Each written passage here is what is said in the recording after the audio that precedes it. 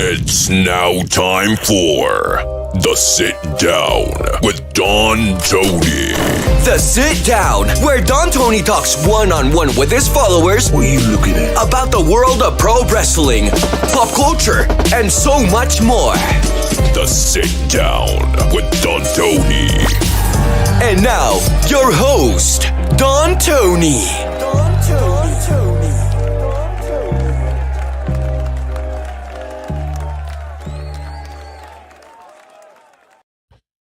Damn you, that Sabu. God damn it. All set to do the little rant about Backlash Fallout and this little trend that we're getting now with the way John Cena's winning these championship matches. And then Sabu got to go pass away on all of us. My God, man, 60 years old. Now, to say that we have not talked about Sabu all that much over the last 28 years is quite an understatement. I have watched Sabu's entire career in real time. Especially when we go old school, we talk about the days of tape trading. In fact, some of you that tune into the Sunday shows may remember about a year ago, I played a memorable match of Al Snow versus Sabu from Michigan, where Terry Funk showed up. Actually, it might have been a little more than a year ago. This was after Terry Funk passed away. If you remember, I was trying to find a match that we could share of Terry Funk that we wouldn't get hit with copyright. And I decided to show the match of Sabu and Al Snow from Michigan. I think it was like 1993, maybe around there. 94? I think it was 94. And Terry Funk wasn't even wrestling in the match. But what happened afterwards and outside in the parking lot and him hiding underneath the car, that was epic, man, epic. But, you know, to hear the news that Sabu died at 60 years old, what a pioneer in what you have today. I remember the early days, and we got a lot of stuff to get into, absolutely, but it would be totally disrespectful for me not to mention it at the beginning. But, you know, the funny thing was in the early days when I saw Sabu, and by the way, I want to thank you all for the kind words. Thank you for the support. I also wanted to shout out before I forget, Shalita Palmer, welcome to our channel member family here. And she paid some respects to Kev Castle as well.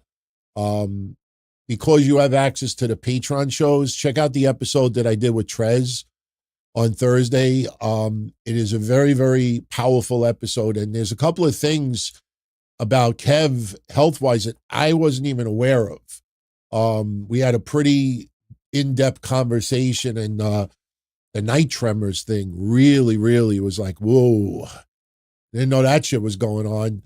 But, you know, we miss Kev, and I wish Kev was still around. I mean, his voice will never fade. New content obviously cannot happen unless I start doing AI with a imitation Kev Castle, which I will not do. That's like eating like gas station sushi, you know, the fake sushi from the gas stations. We launched the DTKC Vault on Patreon, and there's like already 12 years of shows from yesteryear already put up there. And once we get that up and running, we'll start working on putting it online for everyone. But getting back to Sabu, you know, I saw this come in before we even started. Chainsaw Charlie, thank you very much for your generosity. He sent a 50 spot saying, rest in peace, Sabu. Please share some of your memories watching Sabu. And was he really from Staten Island? Yes, he was. But if you all saw my video showing Taz his childhood home, which happens to be 5 minutes from where I live now, which happens to be 3 doors down from the infamous babysitting episode, we talked about with my friend and, the gold. Taz lived 3 doors down. I had no idea. But here's the thing. As far as Sabu living in Staten Island, I think it was just in his very, very early childhood years. Funny tidbit. I don't know if you all remember Timmy Arson, my good friend Timmy Culkins. You probably most remember him as the ECW zombie. Timmy was a very close friend of mine. We did the hotline together. We rode up and down the road together. I did his insurance, and I knew him personally as a friend.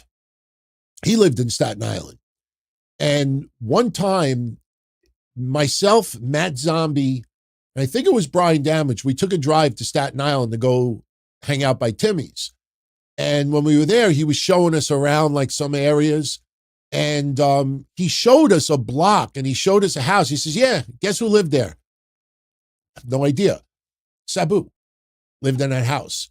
I don't remember what the house looked like. This is 2002 that we drove over there. And he probably just lived there as a very, very early child. I don't recall Sabu living all that long in Staten Island, but hey, you don't know. But my personal 2 stories that'll always stick with me forever, and a lot of you know this one already. When he worked for Frank Goodman, the Mass Maniac, the USA Pro Wrestling, Mass Maniac fantasized, was obsessed with doing work with Sabu and Jimmy Snuka. Maniac always felt that was a major fantasy match that people would have loved.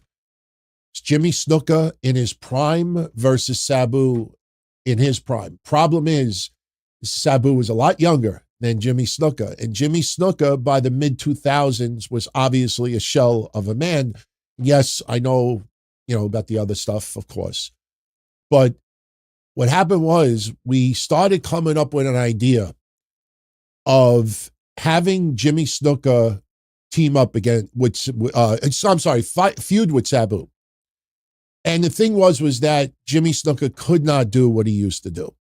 So we were thinking more the idea of teaming them up together because Sabu could do a majority of the work and Jimmy Snuka will piggyback off of him. And honestly, Sabu wanted to do something with Jimmy Snuka. And it was reciprocal. So we were trying to figure out who should they face. And some of you may remember my friend Mongo, the guy that looked like Meatloaf with the very long hair. He was the, I don't want to say the agent, but he was pretty much the spokesman, the agent for a lot of wrestlers in Mexico. And he was the one, for anybody that lives in the Northeast, some of you older fans out there, and some former ECW wrestlers that tune in once in a while, if you hear this, you will vouch for me. Back in the late 90s to mid 2000s, there was always this big, burly, heavy-set guy, very, very big man, that looked a lot like Meatloaf, the singer. And he would sell all the luchador masks. He would have a table set up and it'd be like 100, 150 different masks. That was Mongo. Mongo passed away about 4 or 5 years ago, and we paid tribute to him. I think we were the only people online that paid tribute to him. And he was very good friends with Halloween and Damien 666. And I became friendly with both of them through XPW because I was the one that would pick them up from the airports and take them back to the airports. You all know the infamous story of them in Howard Beach, Queens. Sabu will actually have a little tie into that in a moment. And I'm just doing this off my heart and my brain. Nothing is written down. I'm just going wherever it goes. And I won't spend too much time on it for some people that probably don't want to hear this. Sorry. I want to talk about this. They came to my neighborhood and we ordered Kentucky Fried Chicken the Mexicans. We told the story, and, they started wrestling inside the KFC. Mongo was the guy that was their intermediary. So when the Mass Maniac is still alive. He's on Twitter, Mass Maniac XXX. You could play this clip and he will tell you what I'm saying is 1,000%. And he said to me, he goes, who should we have him face? And I said, I could get in touch with Mongo. Maybe he could get us Damien 666 and Halloween. They had just worked XPW not too long before and did very, very well. And I think this would be a fantasy match. So Maniac's like, I don't watch these guys. He's like, you want them, then you lay out the money. And if it works out, you'll get your money back. I said, okay, it's a deal.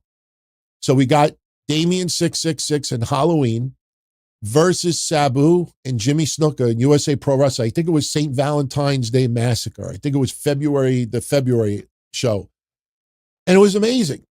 Not only was it amazing, I've showed it on this show before, I just don't have them handy. The next month, about a month or two later, Mongo calls me up and he says, do you ever read the Mexican magazines? And I said, no. He says, I got to get you some. So I said, why? What's up? He's like, the Mexican magazines all covered the match. And they did a 4-page spread on it. And I was like, holy shit, are you serious? And he sent me like 6 magazines. I open it up and there's 4 pages just about that match. And I was giddy as fuck. And I called the Mass Maniac. I'm like, Frank, you're not going to believe this. I said, the fucking Mexican magazines all picked this up. You got to see this. And I sent it to him. And he gets it in the mail and he calls me up like a week later. He's like, oh, I saw the magazine. That was cool. But he like brushed it off. And I'm like, why do you not sound so excited? He's like, are you making any money off of it? Are anybody from Mexico buying the tapes? I said, I guess not. So he was strictly about business and finances. But Jimmy Snuka didn't do all that much in the ring. I remember when he dove off the top rope, I'm like, nah, you're done. Sabu did mostly everything. And Sabu always loved working Damien 666. Always loved working Damien 666. Those two go back decades. So that's my personal beautiful memory, because that is a fantasy match. I'm sorry what Jimmy Snuka would reveal to be later on. It's awful. But at that time, it was epic that we got that match together. And I take very much pride in that. Another story I mentioned on Twitter earlier, and I've told this story before, FTW Wrestling. They originally started as Fuck the World. And then a lot of news outlets locally in Long Island didn't want to cover them, so they changed the name of their promotion from Fuck the World to Fight the World. And I think it was 2008. They were going to have this FTW event, and I had done some managing for them at the time. And the owner of FTW, it was either him or Reefer, called me up. He's like, hey, we got an emergency here. And I'm like, what's up? He's like, you have a folding table? I said, what do you mean, like wrestling? Like the big folding tables? He says, yeah. I said, yeah, I do have one. He's like, oh my God, could we use it in a match? I'm like, well, I don't know if it's the one that you would normally use on TV. I used it for defensive driver classes. I said, I got to go to my office and I got to look to make sure that the table's not too thick, because you could kill someone if you don't use the right table. So I go to my office and I go in the back room. And there's a whole bunch of owner's manuals and stuff on it. And I look and I'm like, oh shit, yeah, this table's perfect. So I think I took a picture of it and I sent it to one of them, like, oh yeah, could we come down and get it? And I'm like, yeah, no problem. I'll be in the office. So I'm in my office doing my thing. And then they call me up and they said, we're outside. So they're like, you need any help? I'm like, no, I'll fold it up. I'll bring it outside. So I fold the legs and I take the table. I bring it outside my office. I walk downstairs. And as I'm walking up to the car, you see like 3 people get out of the car. One of them was Sabu. So I didn't even know that he was going to be there, but the table was for Sabu. So before we could even put it in the van, Sabu opens the table, puts it on the sidewalk, and he goes like this. Yeah, this is good. This is good. He always talked like 78 speed on a record. Yeah, this is good. So we put it in the car. But meanwhile, the shopping center has like 10 stores in it. So one or two guys like went outside to throw out the garbage and looked over. And one of them said to me, is this guy Rob, he's like, is that who I think it is? I said, yeah. So he comes over, introduce him. The ravioli store, we're right in front of the ravioli store. Two guys from the ravioli store come out and like, holy shit. And he was mad cool with everybody. Only stood there for about maybe 15 minutes, but he was very, very cool with everybody. And, even some shows through the Mass Maniac, some of the FTW shows, I never got to do anything with him in XPW. He was in XPW before when they were doing the Cali stuff. But I'll say this, growing up watching Sabu, when we got the tapes, we used to trade tape in the mid-90s. And Tuco's was a tape trader, Mad Zombie was a tape trader, and a few others. And I got my hand on old school Sabu, and this is like 1993, 1994.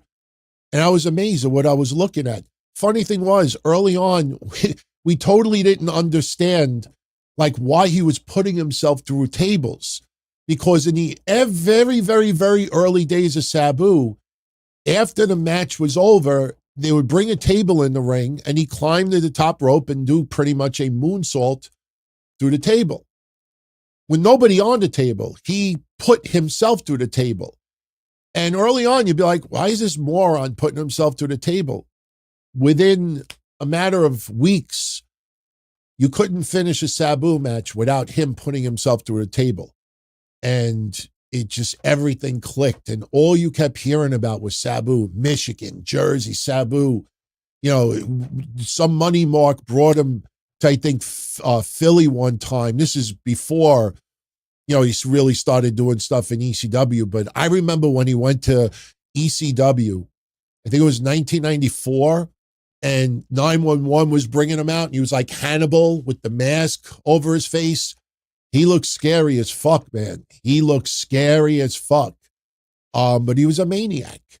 He was a maniac. I think the first match he had with Cactus Jack ever in ECW, he broke a freaking bottle legitimately over his head. I don't think I'm forgetting it, remembering it wrong, but I remember he took like a Budweiser bottle and he hit like Cactus Jack in the head and it didn't break. You heard, boop, and then he hit him again and then it broke and people were like, oh shit. Guy was crazy, man. Innovator. Wasn't just about hardcore, but for those that look at his stuff, and listen, Born to be Wired for me is still the craziest match that I ever watched with him. I saw FMW, I saw other things. I remember, a few times that I had dated back then, and like one or two women I had dated, didn't date many, and they were like, they really didn't watch wrestling. And, I introduced them. And one of the matches I would always show them first was the barbed wire, Born to be Wired. And I remember one of them like couldn't believe what they were seeing. But the thing is that you got to remember the Sheik's days and what the Sheik used to do. And Sabu was pretty much coming off of his uncle, the Sheik, and, yeah, I mean, it was violent, it was gory, but, that's what people were craving in the mid-90s. And, he was suicidal, homicidal, genocidal. He was everything that he said that he was. He put his body through crazy shit. Adrenaline rush, absolutely. But your body's not supposed to take that kind of abuse. And when you do have to take outside remedies to alleviate the pain and the agony, that does a number to your body as well. So, Sabu lived in an amazing life. I honestly think when Melissa Coates passed away about 3 or 4 years ago from COVID, I think that's pretty much where he really started to just, you felt like there was a farewell tour. I mean, I know he had a match with Joey Janela recently, and that was his retirement match. but it felt like, okay, this is like a farewell tour. I don't think anybody envisioned him passing away this soon, but when she passed, it seemed like something died with him as well. I went to the big event. I think it was 2020, the one that I went to, and I hung out with Mish of Wrestling Soup and a bunch of you as well. And if you remember, we shared a table with JJ Dillon and Sabu and a few others. And that motherfucker was mad cool, man. Very quiet. He was with her at the time, but still very, very cool guy, man. You know, when he went to WCW in 1995, I popped because you got to understand, eventually you have Rey Mysterio and Hoovy, and they were bringing in a lot of the AAA luchadors that WWE was not bringing in at the time. So WCW definitely had a unique, aspect of their product. But some of you may, and I'll say this in closing, some of you, especially on the history show, you've heard me talk about one match that I absolutely love to listen to, not even watch, to listen to. And that is, I believe, Slamboree WCW, when they brought in legends, and it was Tully Blanchard versus Terry Funk. Bobby Heenan and Gordon Soley were on commentary for WCW. And this event was in Philly. And this is, I think, 1994. I don't think it was 93. It was 94. And, I always say listen to it. Because if you watch it, you see it's WCW, you feel it's WCW, you're like, it's WCW. But when you have no video and you're just listening to it, you're hearing Gordon Soley and Bobby Heenan calling what is sort of a hardcore match. It's a brawl. But since they're in Philly, you hear a lot of fans going, ECW, ECW. And I was always like, wow, if you ever want to hear the closest, if you ever envisioned Bobby Heenan and Gordon Soley doing commentary in ECW, that's the match to have it in. And if you listen to it, you really, for a few moments, get so absorbed that you feel like it's an ECW match. So, in 1995, when Sabu pops up in ECW, in WCW, I was like, oh, this is great, man. I preferred him in ECW, obviously, but if he could do half the shit in WCW, be amazing. And the first time I saw him, I think he fought Alex Wright, and he put him through a fucking table. And I think they reversed the decision. And then he fought Jerry Lynn at Halloween Havoc. I think he was Mr. JL at the time, under the mask. And Sabu, he was managed by his uncle, the Sheik, and he threw a fireball that was not planned. And I always thought for years and years and years that Sabu was fired from WCW because of that.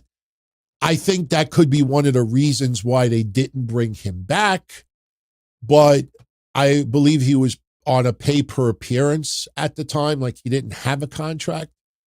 Even though I know some people reported that he did, I don't think that he did. But, listen, the guy had an amazing career. That match he had with Abyss in TNA was really, really hardcore. I mean, look, that guy got to wrestle up to 60 years old. When I saw what he did with Joey Janela a couple of weeks ago, a few of you asked me to comment on it, and I didn't.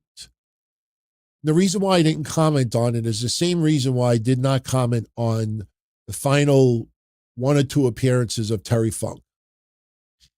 I did comment last year about Dory Funk. Now, Dory Funk obviously is much older than 60 years old. Dory Funk is in his 80s. But Dory Funk, if you haven't seen the video when he went to Japan last year, I think Onita was in there as well. He was there more for, just to let him feel being in the ring one more time. But it looks so depressing and so sad. And I'm like, that's not how I want to remember someone, finish their career. Now, obviously, Dory has been retired for decades. But the point is, I don't like to look at someone who is 60, who is 70, who obviously physically can't go anymore because they're old. And you don't want to judge them based on their final, because let me tell you something. I've always used this phrase, and thank you, Chainsaw Charlie, again for that. It was very generous of you. But I've always said this phrase, you know, a lot of people want to say hello when it's time to say goodbye. It's happened with a lot of wrestlers. You know, they couldn't give you the time of day when they were in their peak. But then when people really don't pay attention to them anymore, now they want to say hello. It's, you know, a lot of people like to say hello when it's time to say goodbye. But for a lot of wrestlers, this is their life.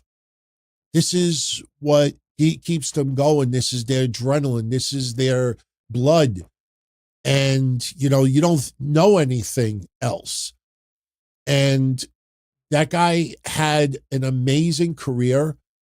35 years, I would say, for the most part. If you ever want to see something cool, and we cover it every episode of the history, every year on the History Show, go check out the first ever match between Rob Van Dam and Sabu. I think it happened in 1991.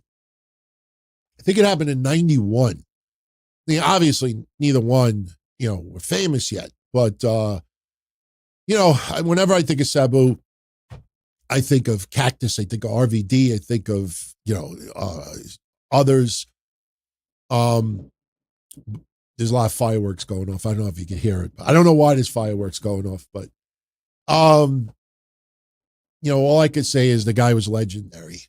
The guy innovated. I remember early days of Crowbar, and Chris Ford, awesome guy, man. Awesome guy, amazing guy. Daphne freaking loved that man. Such a good friend.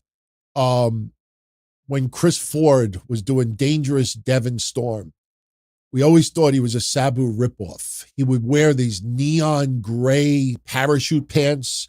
It was kind of like MC Hammer met Sabu. You ever remember MC Hammer's pants? It was kind of like, all right, Sabu gets his stuff custom made, so I'm Devon Storm, and I haven't made it yet, so I can't get Sabu kind of quality outfit. So I'll get something that kind of like reminisces it, but it's more of like, you know, MC Hammer. And he would do all his moves. And I remember when he first went to ECW, everybody hated him. Like, is this Sabu wannabe? Until he had a match with Sabu. And then, you know, Sabu helped him, you know, put him over. You know, I don't think he won no, Sabu definitely won the match. But, you know, people were influenced by him. Guy was an interesting cat, man. Guy was really, really interesting. If he didn't like you, stay to clear the fuck away. Not New Jack levels, but he would want nothing to do with you. I'm not going to even claim that I was friendly with him. I met him a few times. He was nice to me. I was always respectful back. That's how you treat people, you know, and, but my interactions with him were always positive. Can't say anything bad. Very quiet person. But I also think a lot of the quietness was because of the gimmick as well. You know, I mean, I remember when Sabu, I think his first words were, Taz, get out of here. Something like that on ECW. People like, he speaks. He can talk. Like, we actually pop more than when George the Animal Steel would talk. Like, how now, brown cow? I was like, yeah, whatever. You know, but when Sabu started saying a couple of words, we were like, oh, he does talk. No shit. But 60 years old, man. 60 years old. That scares me. I'm 56. Kev would have been 57 next month. 60. Do you think Sabu would have changed anything? I'm sure there's an interview somewhere where someone was comfortable enough to ask him, like, hey, Sabu, you know, if you could change anything, would you change it? I'm curious what his answer would have been. But, you know, definitely rest in peace. Rest in peace. Just really, really, really sad. Beerus just sent this in. Rest in peace, Sabu. The last match is poetic in a sense, though that spot when he fell out of the ring definitely hurt him. I was horrified when I saw it. Yeah, I mean, listen, again, I didn't want, listen, when someone becomes 60, especially, does everybody understand when I say he's a hard 60? Like, there's some people that, look, in a couple of years, I'm going to be 60. I sit on my ass. You know what I mean? Like, I don't really put my body through a lot of abuse. So it's like a soft 60. But Sabu, balls to the wall, going crazy, putting his body through everything, fucking traveling, working his ass off. That's a hard 60. I just did not want to judge Sabu based on a final match against Joey Janela where he's 60, and you kind of say to yourself, like, well, what did you expect him to do? What did you expect him to do? Even when AEW brought him in that one time, if we're going to be honest, and I even think Sabu would admit it, that it really wasn't as good as it should have been, even at his age. But hey, got to see him one final time. But all I could say is rest in peace. That guy is a pioneer. I know this is going to sound cruel, but pioneer gets thrown around loosely. Most recently, Michelle McCool. Michelle, you're very talented, seem like a lovely lady, but you ain't no pioneer. Sabu was a pioneer. People throw around the word pioneer way too much these days. So, rest in peace, Sabu. 60 years old. That's some of my memories of him. The funny thing is, he was, I don't want to get into money, but I do know how much he was paid by Frank, because I did a couple of shows with Frank and we went halves on everything. And I'm sure Frank added a couple of $100 to some people, so I actually pay 65% of the show instead of 50%. I'm not stupid, Frank. It was worth it, though. Sabu did not command anywhere near as much money as you would think. There was even a show, and I'll just leave you with this. There was even a show where Joey Styles, this is when he first left. No, this was between XPW and WWE. He was willing to do indies. And I had talked to Joey Styles a few times.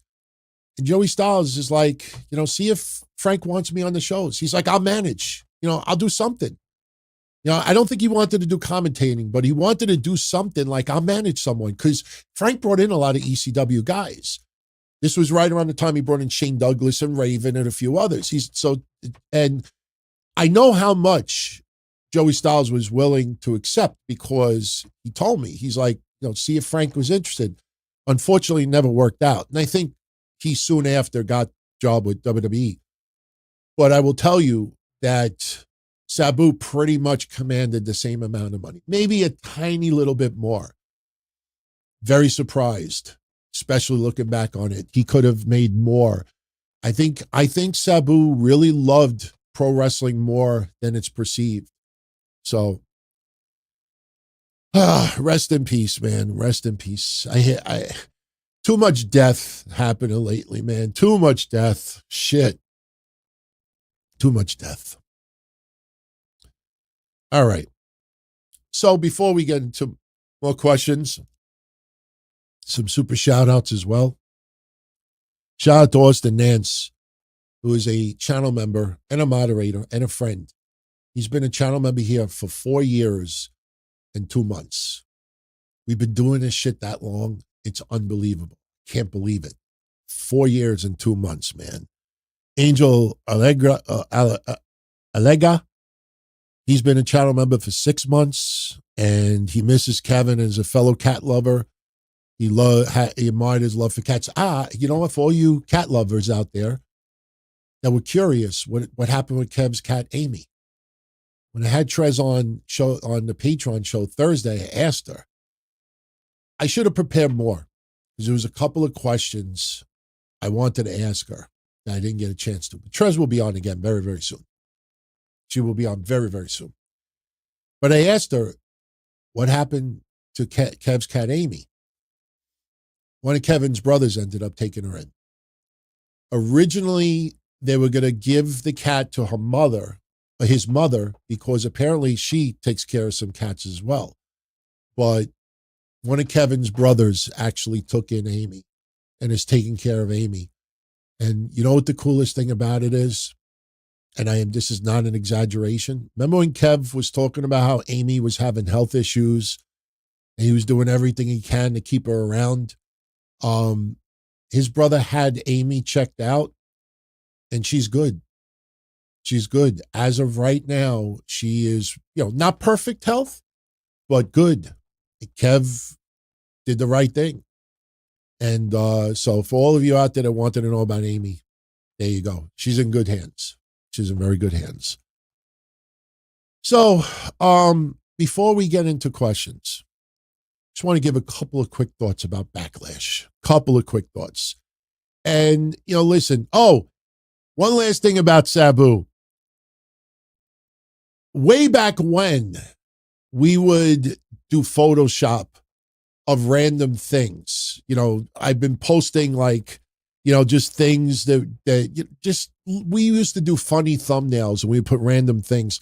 I don't know why we made this for a DTKC show, but someone brought to my attention, DT, do you remember this thumbnail you made about 12, 13 years ago? And I'm like, no, I don't remember this. And we took Sabu and we had him diving off the pearly gates, about to drop a chair on someone. And I looked in the hard drive. I'm like, motherfucker, look at this.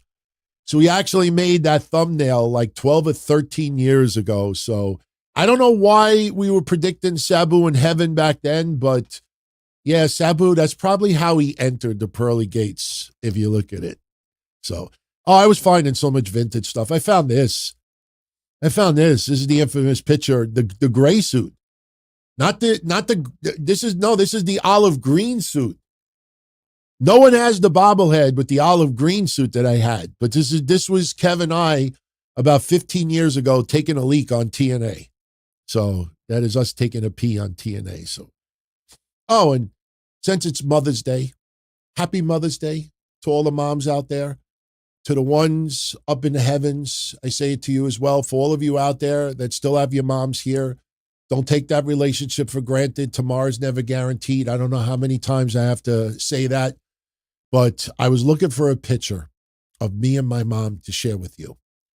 And I found a couple of old school pictures, but I thought I thought this was the most appropriate one to show you.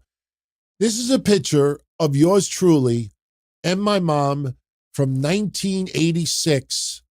I think we were on a plane to go to the Bahamas. And oh my God, what is that? What am I wearing? Look at that. Look at that suntan. Look at that. Look at that suntan. Look at those cheeks. That's my brother chilling with the Walkman. But that is me and that is my mom. My mom was a stick back then. She had a tan as well. But I think my dad took that picture. Look at me. My God. Oh, God, look at that. Ugh. Who would fuck that? The answer is nobody at the time. Unbelievable. So that is my Mother's Day picture for everybody out there. Let's try to be a little different. So 1986. So listen, my quick thoughts on Backlash. In no particular order. Very cool to see the debut of Jeff Cobb, who I believe is going to be renamed Jin Tala. Jintala. Jintala. Remember, WWE trademarked that name not too long ago? And when we were thinking about names, remember when we went through some of the names? I'm like, yeah, somebody black's going to get that name. Somebody white's going to get that name. Something tells me Jeff Cobb is going to be renamed Jintala. I could be wrong. But I thought it was good. It's interesting that they keep this fucking bloodline thing going. And yes, I know about how Jeff Cobb intertwines with a lot of this, but if they're going to have Jacob Fatu ultimately turn babyface, you have to have somebody still aligned with Jeff Cobb. I think Tongaloa may need to be a little bit concerned. I'm not saying that he's going to be released anytime soon, but I think Tongaloa may end up being the odd man out when it's time. I thought Jeff Cobb looked great yesterday. Jacob Fatu seeming like he doesn't need the help, but, took it anyway. Yeah, it is what it is. My concern about right now with the WWE product, and listen, I'm still tuning in, still watching all the shows. I'm still going to cover it, still going to report the news. My viewing habits are not changing. If I want to buy merch, I'll still buy merch. I'm not this complainer that I'm just going to cut it off. Unfortunately, that ended up happening to me with a lot of AEW. I absolutely am never going to be one of those, I got to cover it. I'm watching it because I got to cover it. That is one of the most retarded things that you could say, because if you're not a fan of something and you're shitting on it, every time you watch it, you're going into it with complaints. So you can't go into it with an open mind. So that's why when Mercedes Moné and Athena tore this shit up, and these people were having fucking orgasms on their podcast, like, oh my God, that was amazing. That was epic. Holy shit. The women's division's back in it. And then a week later, it's right back to what it was before. Why? Because Athena and Mercedes Moné should be having matches like that. You have these people that, I have to cover it. No, you don't. Because you're the one that decided that you must cover it because you can't make money doing something else. Never going to make me. Listen, there's a difference between not seeing something and being a judge of it than someone who hates something or really dislikes it, and then you cover it. How could you cover something unbiased when you have a bias on it, a huge bias? So I'm not to this level that I'm going to just stop watching some of WWE. It's nothing like that at whatsoever. But my thumbnail, I think, is a lot more important than people realize. 6 more clusterfuck finishes. I don't like the fact that 2025, the World Heavyweight Championship right now is basically going to have outcomes like Travis Scott showing up, like R-Truth showing up, somebody else showing up. There's always some asterisk after every outcome. And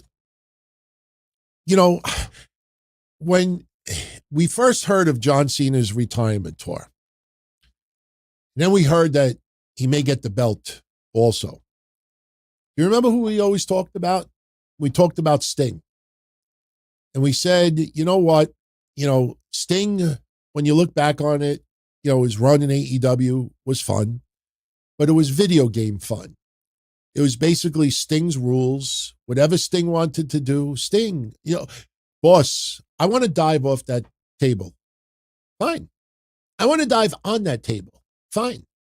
I want to dive off the rafters. Fine. I don't want to take no bumps. Fine. I want to retire undefeated. Fine. That's how Sting's run pretty much was handled. Oh my God, I have this unbelievable Hall of Fame. I would even blow him if I had the opportunity if he went that route type of person. That's the way he was looked at in that company. And if you look back at his run, listen, Darby Allin benefited, not throwing any shade on Darby Allin. I'm not even throwing shade on Sting. But when you look at that run and how they won and he retired as champion, I'm like, yeah, that was a fucking video game run. It was a video game run. And I personally think that, if you're not gonna, put it this way, you don't give someone a rub simply because you're in a ring with them. I'm sure some wrestlers in AEW, they're going to tell their grandchildren, I was in a ring with Sting. I actually had a match with Sting. That's a cool, awesome thing to have. But it don't improve your career in any way if you're just being in it. You're no different than a ticket seller who used to work for the Mass Maniac selling 100 tickets so they could get powerbombed from Vader. You know, you don't benefit from it. Oh, I had a match. That's nice. How did you grow from it? Did he leave you any better than what you were before? No, but it's on my resume. So I didn't want to feel that way about John Cena.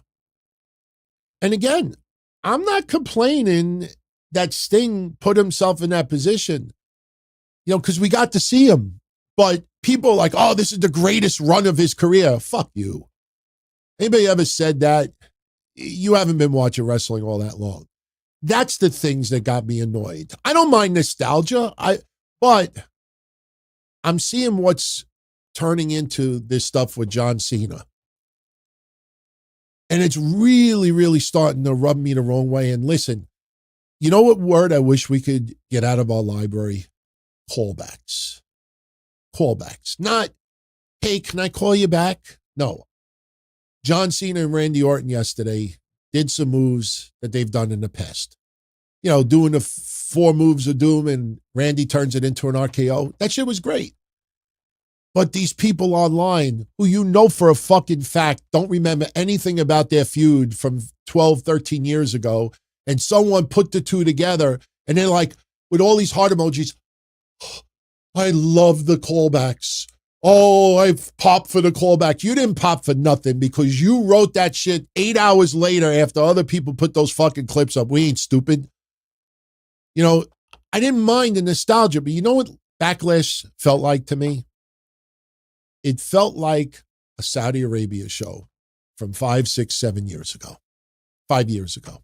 That's what it reminded me of. We had 2 nostalgia guys going at it.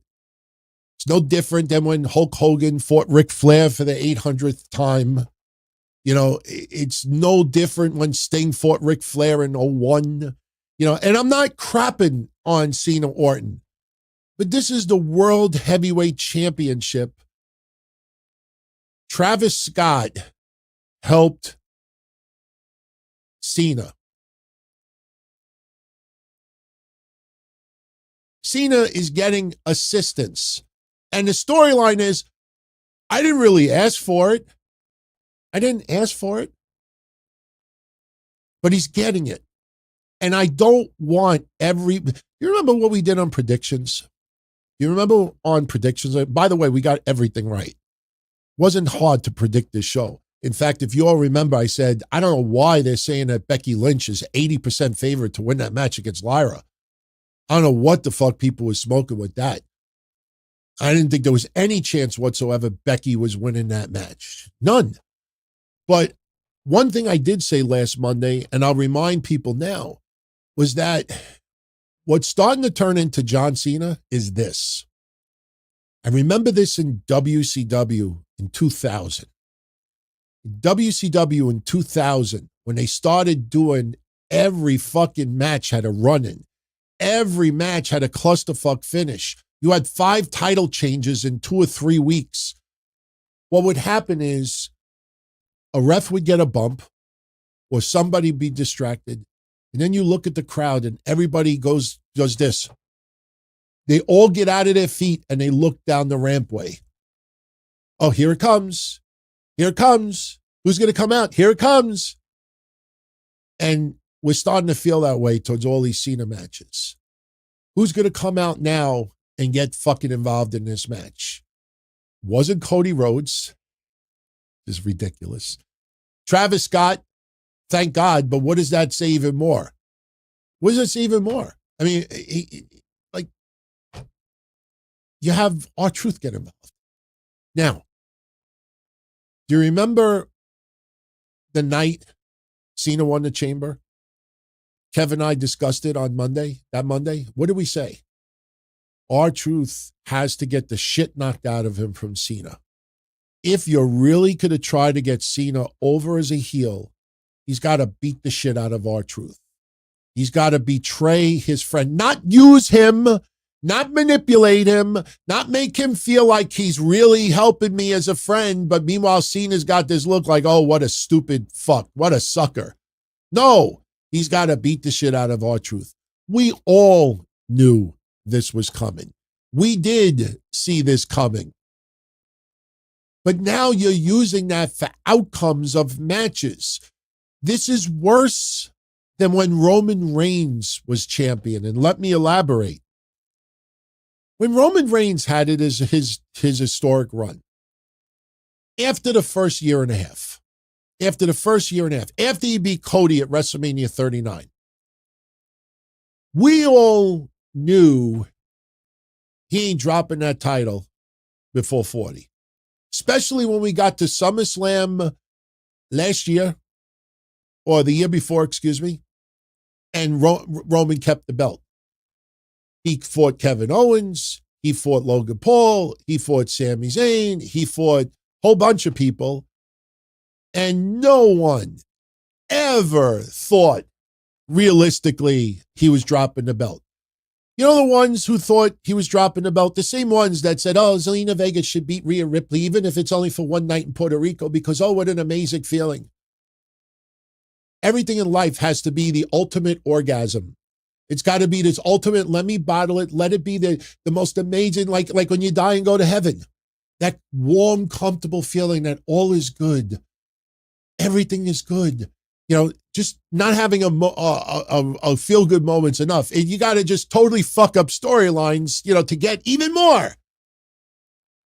Sami Zayn in Canada. Oh, my God, he's going to win it. He's going to beat Roman. Yeah, but what about the storyline with WrestleMania? Oh, fuck the storyline. Sami Zayn, he's earned this. Could you imagine the eruption in Canada? Oh, my God, this would be one of the most amazing epic moments of all time. Oh, my God, Sami Zayn's got to win it. These people convinced themselves that he was going to win, and then he didn't win. And what'd they say? I'm devastated. I'm devastated. No, you're a moron. You're a moron for thinking that and convincing yourself that. So what am I getting at with Roman Reigns? Do you know why Roman Reigns' run was still good? Do you know why we still say that it's historic? Because when you know the outcome of a match is going to result in him keeping that belt, you don't care. You just want to see how they get to that point. That's when you know when someone has made it. When you know deep down inside, Roman ain't losing. He ain't losing to nobody up until 40. But you still tune in and you still follow it. And you still enjoy it because everything leading up to it is good. The bloodline storyline was great. Sammy turning on Roman and fucking kicking him. And even the stuff with Jay, deuces, looses. Jay gets out of there. Everything that they were doing was so good. You will find Roman retained because everything surrounding it was tremendous. That's why I enjoyed Roman Reigns' run. I don't look back on it and complain like, oh, the matches was so predictable. That's what's missing here with John Cena. If everything surrounding it was good, then I would not have that thumbnail right now. But you damn know for sure, 6 more title matches, approximately. You got Saudi Arabia, you got Australia, you got SummerSlam, you got, I don't know if Boston will be a title match, which will be in December, but you have at least 6 or 7 premium live events, Saturday night's main events. I don't think he's defending the title in 2 weeks, but when you add it up, it's around 6 title matches left. I don't call the R-Truth match necessarily a clusterfuck because we already know what the outcome is. R-Truth ain't winning the belt. Even though some people saying, you know, what R-Truth has done for us all these years, you know, it'd be pretty fucking cool if he beat Cena for the belt. I don't know if they hop up down like this, but what are we talking about? And the funny thing is you'll get a couple of thousand people that are like that. Yeah, no. So I'm really not digging how they're treating this championship because now you realize that Cena's run, if we did not think that Cena was this really cool guy outside of wrestling, he's still doing a Make-A-Wish. He's still mingling with fans. He's still very sociable outside of the ring. We know he's playing a character. Triple H, for some reason, decided to keep reminding us. The Rock kept reminding us. I mean, they're the ones that killed this storyline. For weeks and months, they're doing random comments at press scrums, at events not wrestling related, interviews, and they keep telling us for some reason, what you see on TV, these are characters. The final boss is a character. Everybody, this is a work. What you're seeing is a character. What you see on TV is a character. Why the fuck do you keep telling us this? Now when we look at Cena and you want us to actually think that he really turned on the fans, why would you do that? I mean, if you really think about it, why would you do that? And now you got this Netflix series coming up where you're going to reveal behind the scenes stuff. Now, I've already predicted what it's going to be, and we're going to be right. I'm telling you, we're going to be right. His shit's going to be older, and even what you're seeing, there's no way for you to know if it's truly 100% work. Because guess what, guys? Hey, Gunther, we're going to bring you in this room, and we're going to say this, this, and this, and we want you to really object to it and storm out and be pissed off. And you'll see some, I'm just using Gunther as a name. I'm not saying it's going to be him. But you see someone at total odds with WWE almost threatening, could be Drew McIntyre or somebody like that. And you're going to get some goofs online that are going to report it. Did you see what happened on Unreal? Oh my God. What the show's name couldn't be any more unreal. Oh my God. Did you see this person? He almost walked out on Triple H. He almost threatened to hit him and this and that. Oh my God, it's unbelievable. And you don't even know if that is it's funny. It's funny when you actually think about it, but it's not. Because this whole Cena run, I can't get into it. I can't get into it because they kept convincing us, shh, it's a work. Everything you see, that hurts Drew McIntyre. That hurts CM Punk. That hurts Seth Rollins. That hurts everybody. Because when CM Punk was in the main event of WrestleMania, and he looks at, when Seth Rollins is in the main event of WrestleMania, and I know a lot of you know what I'm talking about when I say this, and you see him look at CM Punk and go like this. People interpret like, oh, did you see? Yeah, they're really not against each other. He just winked at him. People start reading way too into just little gestures that mean nothing. But this hurts a lot of the wrestlers that are trying to suspend disbelief, that are working very hard at that. The problem is they can't speak out. Who the fuck is going to speak out right now? You find it a little weird that all the wrestlers that are talking about how much they love professional wrestling and they are a professional wrestler and they are going to help professional wrestling, and Seth Rollins is going to save professional wrestling, and this is professional wrestling, and blah, blah, blah, blah, professional wrestling, and I'm a professional wrestler, blah, blah, blah, blah, blah. And none of them have the balls to fucking knock any of this Travis Scott stuff. The only thing they'll say is, I'll slap the shit out of him. None of them have the balls to say anything about the Pat McAfee stuff. No one has the balls to say, why is Logan Paul getting a title shot? Where is Gunther's rematch? Where's this? Where's this? Where's this? Nobody says a damn thing about any of this other shit going on because they know who's buttering their bread. It's Ari Emanuel and it's TKO. Stop putting Triple H's name on everything. Start having the nerve to call out Ari Emanuel and TKO and Netflix. They're the ones running this ship more than anything else. And Backlash was fine. Becky Lynch and Lyra killed it. They killed it. I don't think there was any doubt that they were going to have a good match. You felt the animosity. The match told the right story.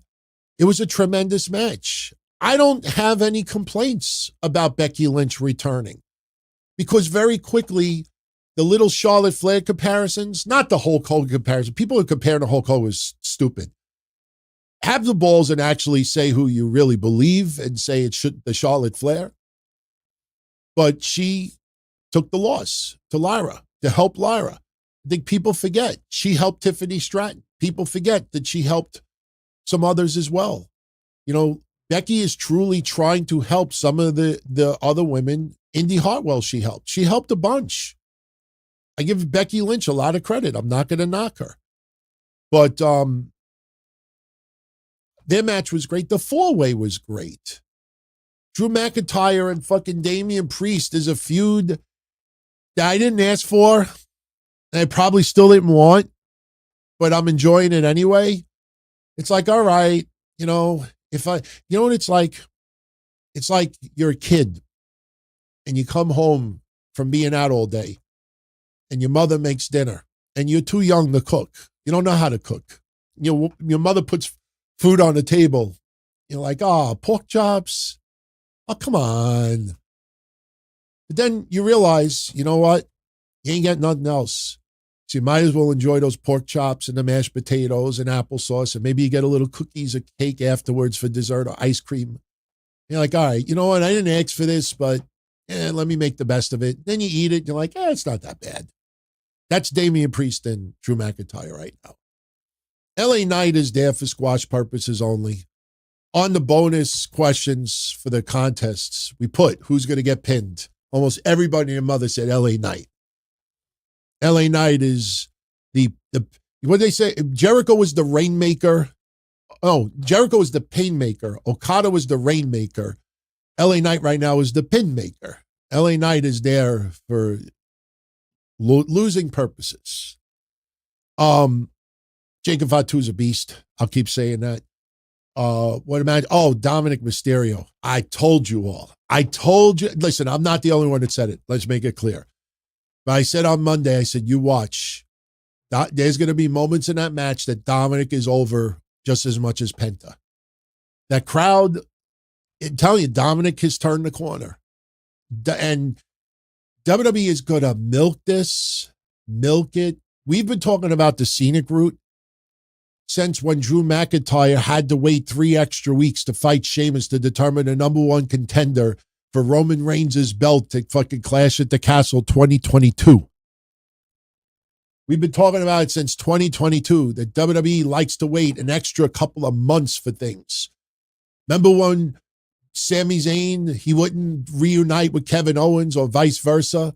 We had to wait like 3 or 4 extra months for it to finally happen. WWE's doing that. I mean, doing it on steroids, making you wait. And not every storyline, but quite a few of them. I mean, my God, look how long it took for Damian Priest to get out of Judgment Day. So Dominic and Penta tore it up yesterday. Now I'm starting to wonder, should El Grande Americano be the newest member of the Judgment Day? Wouldn't that be something? Chad Gable is still part of American Made. El Grande Americano joins the Judgment Day. I'm not saying it's going to happen, but remember, Dominic wanted a new member. Maybe Dominic should offer El Grande Americano as the newest member of the Judgment Day. Gracias! I'm digging it. I'm totally digging it. And what other matches? I think that was it. Oh, how could I forget? Gunther beating Pat McAfee. Listen. Anybody out there that did not think that Pat McAfee was going to take a beating is lying to you. Gunther beat the shit out of Pat McAfee yesterday. When I hear people say, give Pat McAfee credit.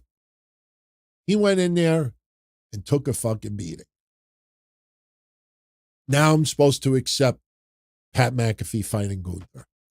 Now I'm supposed to accept that Gunther decided that WWE decided that, not trying to get his belt back and not trying to revenge Jey Uso, that no, he decides he's going to get butthurt at commentators. We're supposed to let that all go because Pat McAfee was willing to get himself nailed to the cross. Pat McAfee died for our sins. He could have cut his head off yesterday. I still had no desire to see. You want me to be entertained? Have Gunther chop the shit out of Travis Scott. No one asked for Pat McAfee to get back. And Michael Cole getting a little animated, getting in the ring. I don't have any issue with that because it's so rare. But this idea that every time Pat McAfee calls Michael Cole the GOAT, Michael Cole, I don't know if he intentionally rubs his eyes for 2 minutes before they put the camera on him and it's all red. I'm sure if I just sit here off camera and go like this for 2 minutes and I look up, it looks red and it looks like I'm crying. I think if Michael Cole looks in the mirror and says to himself, am I the GOAT? No. You're one of the better commentators of recent years, but he isn't the GOAT. It's not even fucking close. But just because somebody says it and it's somebody you like that was supposed to pop for it. I heard Michael Cole yesterday say, for the first time or, as far as I can remember in my career, I'm going to be biased during this match. And I was like, wait a minute. I was like, do we fucking forget all his bias in the past towards certain people? The hell's he talking about? WWE, they say things and it's like a lot of podcasters out there. It sounds like it makes sense. Therefore, it must make sense. And it doesn't make sense. Gunther got his ass kicked because anybody in that situation has to get their ass kicked. Just because Gunther was willing to get the shit knocked out of him doesn't suddenly make me feel like that match should have taken place. Nothing was bad yesterday, but this felt like a Saudi Arabia show because I had no interest in seeing Gunther versus Pat McAfee. The four-way felt like a SmackDown match. It felt like it was put together, although it was very good. Cena and Randy Orton sounds like something that should have been held in Saudi Arabia, if we are going to be honest about that. Becky Lynch and Lyra could have been on a Saturday night's main event and everybody would have been fine with it. Backlash was good yesterday. On a scale of 1 to 10, I give it a 6.5 or a 7. And the reason why I give it that low is because I say this to you. If you missed Backlash yesterday, did you really miss anything? Outside of Gintala or Jeff Cobb making his debut, you got a little nostalgia with Cena and Orton, make no mistake about it. But did you really miss anything if you missed the show? And the answer is no. Jacob Fatu doesn't grow anymore, doesn't advance anymore. LA Knight does not, detract any less. Drew McIntyre and Damian Priest are pretty much in the same situation as they were before. Lyra gets a nice victory over Becky Lynch, no question. If anything, Dominic Mysterio versus Penta is the only match last night that I felt should have been. And there's a lot of people today that feel like Penta is getting jobbed, which is stupid because the only way Rey Fenix lost at Mania is the same way that Penta lost, because of a loaded mask. If we're going to complain at all, Penta learned nothing from his brother's loss at WrestleMania. If we're talking storyline right now, Penta looks at WrestleMania and Penta should have been like, oh, I see what that American bastard did to you, Ray. When I have my match with Dominic, I'm going to make sure if that American bastard comes out there, I'm going to make sure I'm going to put a fucking plate on my head. In fact, I'm going to put a piece of rubber in my head so when he hits me in the head, it bounces off and hits him back in the face. It'll look like a bad cartoon. It makes Rey Fenix, especially Penta, look stupid. Penta learned nothing from WrestleMania and Rey Fenix's loss. Oh, the numbers were against Penta yesterday. No, he comes off looking like a moron. So no, he's not getting jobbed out, and a loaded mask is what did him in. But, the way they booked that yesterday, when we look back on it, Penta really didn't get pinned clean. He was because of a loaded mask. Yeah, but what about the bigger picture? He learned nothing about his brother's loss. There's no one out there to offset these people. What about everybody that doesn't like El Grande Americano? Or doesn't like where were the Viking Raiders? Was there an ice cream truck outside? Were they selling some Viking flavored ice cream? Where's everybody in storyline that's feuding with all of these people? Where were all of they? So, felt like a Saudi Arabia show. It was okay. If I'm a wrestling fan and I wanted to watch wrestling on a Saturday night, Backlash was not a bad decision to make. But coming off of it, thank God you only have to pay $4.99 a month for Peacock, because anybody that paid $30, $40, $50 for that, I wouldn't have spent that money. Not at all. So that's my thoughts. That's my thoughts on Backlash yesterday. Somebody sent something in about me and the bloodline. Based Beerus God says, I look like I'm part of the bloodline. How? What? I'm like Guido Fatola. I'm Guido's, Fatus Maximus. I don't look like a member of the bloodline. I don't look Samoan. You can't say Samoan anymore. You have to say it like Samoan. That's like even I talked about this in the past. Afa and Sika. I became a little friendly with Afa through Georgia and Macropolis. And when we did the Conan drive years ago, Afa offered a lot of autographed photos and some retro stuff. I still have a bunch still. And, we put some on eBay, sold it, gave the proceeds, for the cause. And every time when I first met, Mr. Hanoi, call me Pops, Mr. Hanoi. And no one ever stopped me in all of the years. I didn't talk to him that much, but all of the years, no one ever stopped me and said, it's Anawai. Now I say it like, yeah, it's like second nature. But even back then, it was like Afa Hanoi. Sika Hanoi. Samula Hanoi. Now it's Anawai. They'd suddenly have extra syllables. Anawai. I definitely don't look like a member of the bloodline. I definitely don't. But I appreciate that. Hopefully that was a compliment. Tyrese, can I retell the story when I stuffed the cannolis in the guy's face? Rest in peace, Sabu. I'll tell you briefly the story. It's the night that Don Tony, the name, was born. Very quickly. This was 2006. It was 05, 06. I was working the ticket counter for USA Pro Wrestling. Frank Goodman trusted me with the money. People would come in with the money. I give them the tickets. I put the money in the box. And then Frank's wife, she was like Deacon Batista. I swear to God, I have nothing but beautiful things to say about Frank Goodman's wife. But I remember we would fill up that box, and every 20 minutes she would walk over like Deacon Batista, and she'd grab the box and hug it. No, it's mine. So I was, for a year, hunting / for those that don't know the story, I'll be brief. When I worked for XPW, I ran all the bus trips. Got them a lot of people to those shows. One time I ran a bus trip, had 150 people coming to the show, and they had a snow alert. They canceled the show last minute.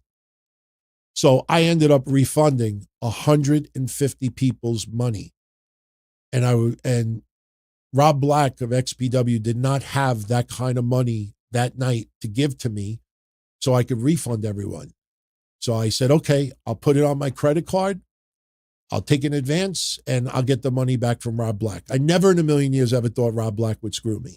I know that sounds kind of crazy to some of you, but I never thought that. And he didn't.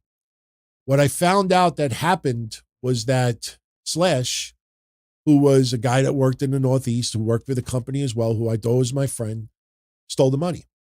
He was supposed to give it to me, he put it in his pocket. That wasn't the worst of it. The worst of it was, and I'm going to reveal something now that I've never ever said on the shows before. My two nephews at the time were, I'd say 8, 9 years old. They were wrestling fans. They were also without a father.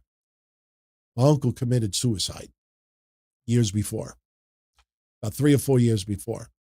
So whenever we did bus trips for wrestling events, my two nephews were always on them.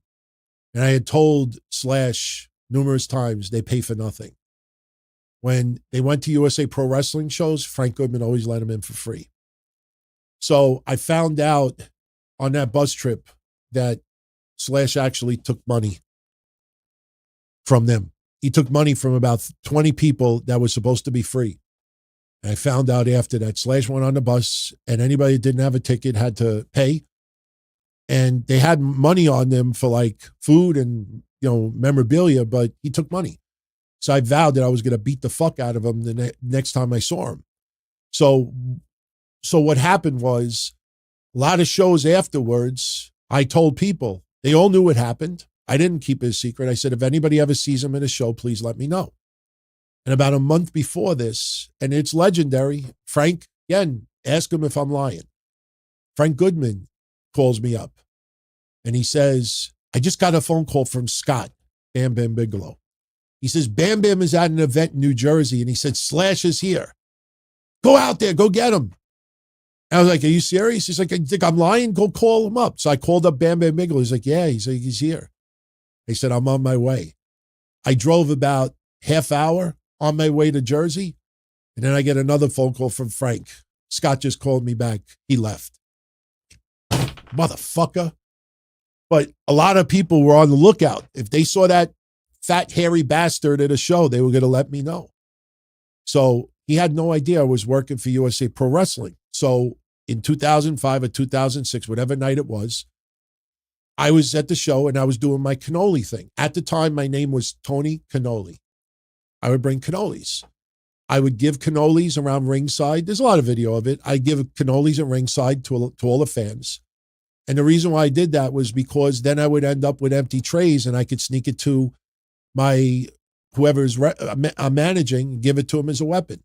So I would sneak weapons to ringside. I'm handing out food. Well, look, plastic tray. Here you go. So that's the whole idea of it. So one time I have the cannolis underneath the table in a bunch of boxes. And as I'm doing the ticket counter, somebody comes up to me and says, you're not going to believe it, Slash is here. I'm like, are you fucking kidding me? So I called Frank over. I'm like, Frank, he's here. He's like, who's here? I said, Slash. He's like, oh, please don't do anything. Or just be really, really discreet about it. I'm like, all right. So I didn't know what to do. I looked down and I saw cannolis. I literally grabbed about 4 or 5 cannolis and somebody spotted him. And I walked up to him. He was sitting like second row with his girlfriend. And I tapped him on the shoulder and he looks at me and he's like, Anthony, what's going on? What are you doing here? I said, what am I doing here? And I uppercutted him as hard as I could.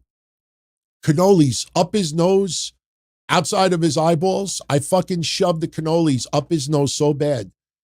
And he wore prescription sunglasses indoors, for anybody that knew him, because he had a vision problem. I grabbed his fucking glasses off of his face. I said, you want these back? You go outside. And I'm starting to walk outside and it looked like Noah's Ark. As I'm walking outside, everybody's following like, holy shit, he's going to kick his ass. Slash picks up a chair and flings it across the back of the arena and almost hits a little kid with it. Atlas Security was there. And Atlas Security's like, you got to take this outside. So I go outside and I smashed his glasses. And like a scene from The Godfather, I took out my wallet and I threw 2 20s on the floor. I said, go buy yourself another pair of glasses. And he picked up the money out of the puddle and he fucking walked off. His girlfriend cursed me out. And I said something to her that I will not repeat here, but all I'll say is that I revealed to her that her boyfriend was cheating on her during XPW days with someone. And I said, yeah, I said, too bad you weren't there when your boyfriend was fucking so-and-so. And she's like, what? And I didn't care. I went back in and everybody loved what happened, except for one girly boy. I shouldn't even use that term, but one sissy. Some guy walks up to me and he says to me, he goes, are you proud of what you just did? And I was like, excuse me? He's like, yeah. He's like, was that necessary? And I'm like, listen, guy, I don't know if you know the story, but he ripped off my 2 nephews who lost their father recently to suicide. I say, he ripped me off for thousands of dollars. And I've been waiting over a year to see him. I said, you best damn. He's like, yeah, but what do all this stuff and throw money? Like, what do you think you are? Like a gangster? You think you're a mafia or something? And I looked at him and said, yeah. I said, yeah, I'm a fucking Don. I'm Don fucking Tony. You got a problem with that? He's like, I got no problem. He says, but you could have handled it a different way. So some guy was standing there. He's like, yeah, Don Tony did a good job. And the name's ever stuck ever since. That is the God honest truth. And the best part about it was, you remember Trinity, who worked in TNA and she was the stunt woman and everything? I had no idea that Trinity absolutely used to love Chirco's Bakery in Ridgewood, Queens, on Knickerbocker Avenue. And during all of this, I had the boxes of the cannolis on the counter, and she walks over, she goes, oh my God, Chirco's. So I'm like, yeah, you want some cannolis? And she's eating cannolis and everything. It was a very, very cool night. But that's how the name Don Tony was born, and it's stuck ever since. That is a true story. All right, let's get into some questions. Tyrese, do I think AEW, do I ever see AEW breaking 1 million viewers or more again? He wants them to succeed. What would it take, in my opinion? Do I think they'll ever break 1 million again? Sure. Anything's possible. It's funny. Don't ask me why. I still have this thumbnail in my computer. This was right after Mercedes Moné debuted. Her peak was 800,000. We covered this at that time. We took notice of the decline before anybody else really started taking notice. It's going to be more difficult because people want you to believe that Max has a whole bunch of subscribers, which it's such a ridiculous point, which I'm not even going to waste my time or energy on. If they had a great viewership number on Max, Max would be touting it. Max is a publicly traded company. If you read their press releases, when you read their news, AEW is mentioned maybe once out of every 50 articles. If it was a good number, they would put it in a press release to try to attract more people. If it was a very good number, they would do that to tell their investors, look, we have wrestling now on Max and it's doing the best numbers. It's doing better than sports. It's doing better than hockey. Why wouldn't you tell your investors that? Is it kayfabe? Like, no, you listen to wrestling news people out there, they know nothing about business or the real world. They still think that WWE letting people go during COVID was sacrilegious. The stock went up because of it, because they don't understand that that's how a publicly traded company. Yeah, but Tony Khan's not a publicly traded company. I get it, but they're not on Khan network. They're not on the Khan network. This is not the TKN. This is TBS, and the Khans don't own that.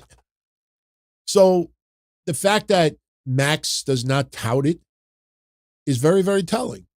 So can they do 1 million again? Sure they can.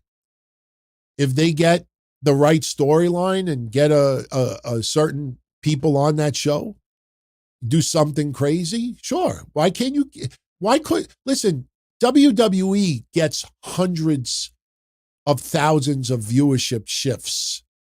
They recently had a 700,000 viewership shift.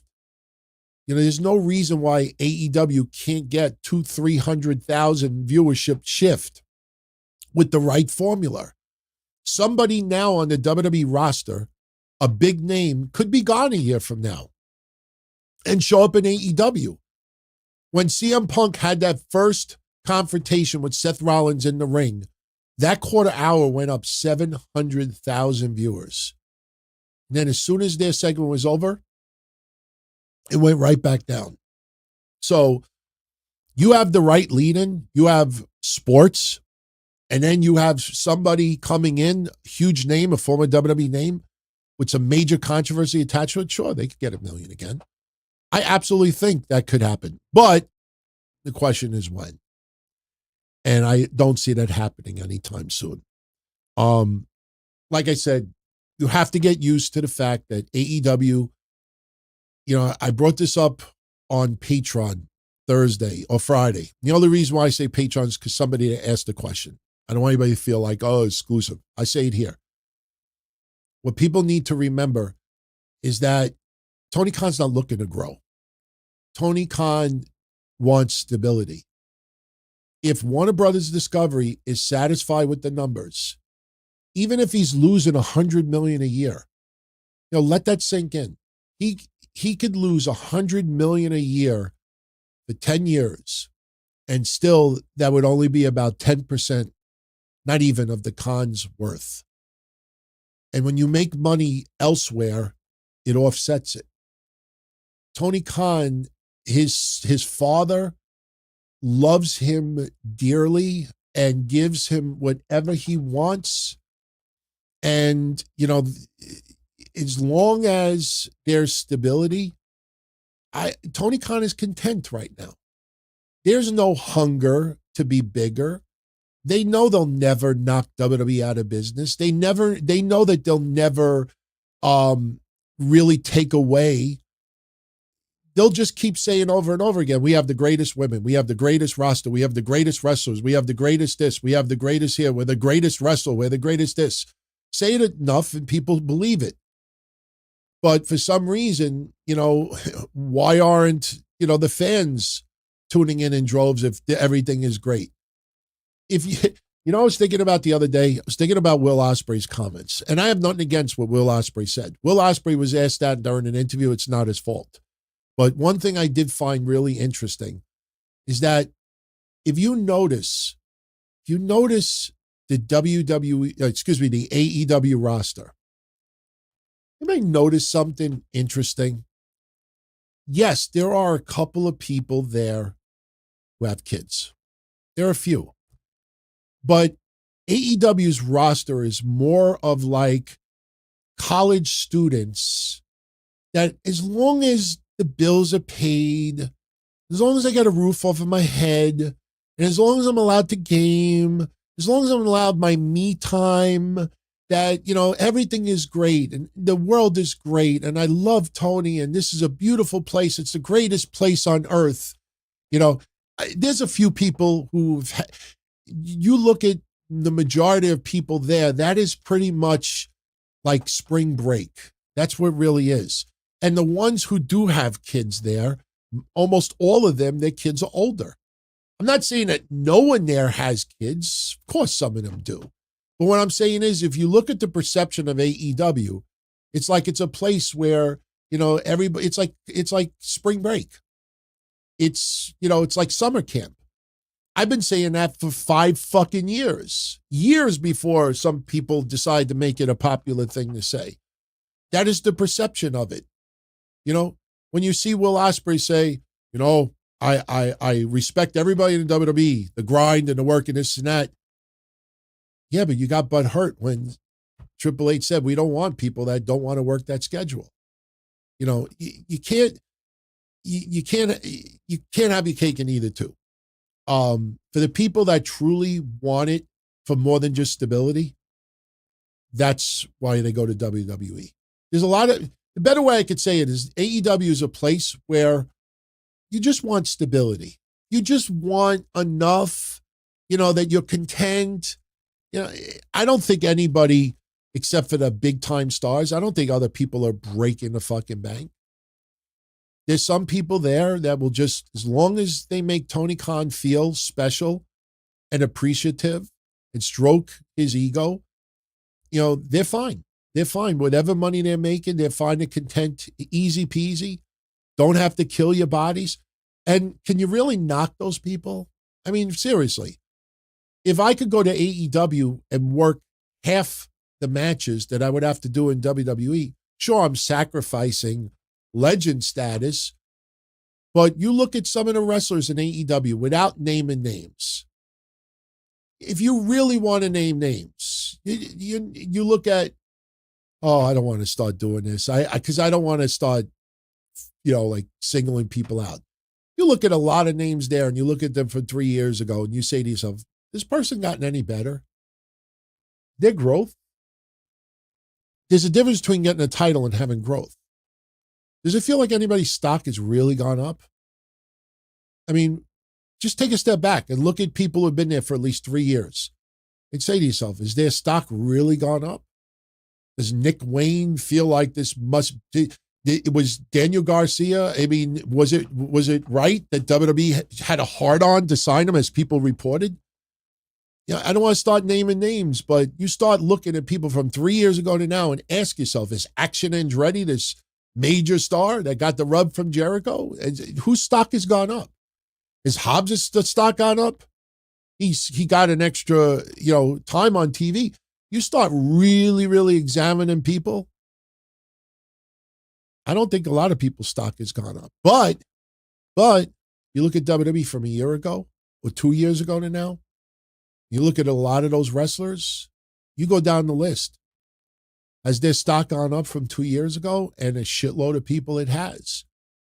So, when you don't feel like someone's stock has gone up, you could advertise something as all-star spectacular, unbelievable 18-man tag match, championship collision, and you could name it all you want.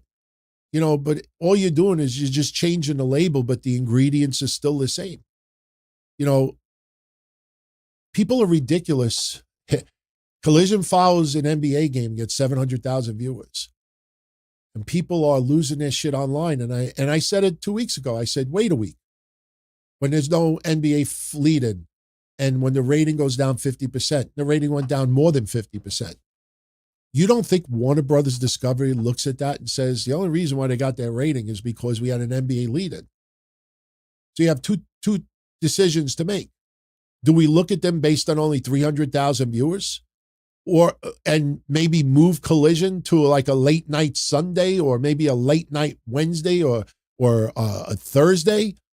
Because Saturday night at 8 p.m., 300,000 viewers doesn't sound all that attractive unless Tony Khan is really fucking giving them a lot of money. Or do you turn around and say, we should always have AEW be led in by sports? It's a big question to ask. Who's AEW's true viewership? Plus, let me ask you all a question. When you see that crazy lead-in after an NBA game, how come those NBA fans are not watching it on Max? You ever find that weird? You see that kind of 400,000 viewership increase. Where are all the people from Max? So I don't know. When people pay me that kind of money, I'll analyze it a little bit more. It's kind of funny that Big Bang Theory stuff is pretty much gone out the window. Sean would like to know, do I think The Rock will reference Triple H when he goes into the WWE Hall of Fame? I don't know. I really don't know. I don't know when The Rock is going to go in the WWE Hall of Fame. I do know, and everybody needs to be aware of this. Any little thing that gets a little buzz online, WWE knows about it. Trust me, WWE knows about any little discussion that picks up steam. WWE is fully aware, going back to WrestleMania 40, when The Rock went to Triple H in the back, you better fucking fix this. Rock threatened Triple H. You still have, to this day, Jeff Jarrett and Conrad, even though I love them. I think we're going to get a tag match. Triple H teaming up with someone versus The Rock and someone else. Maybe it'll be The Rock and John Cena versus Cody and Triple H.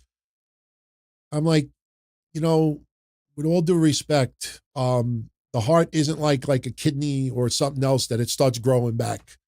His heart is fucked. He's got a pacemaker. He cares about living as many years as he can for his kids, for himself, for his family. His heart is fucked.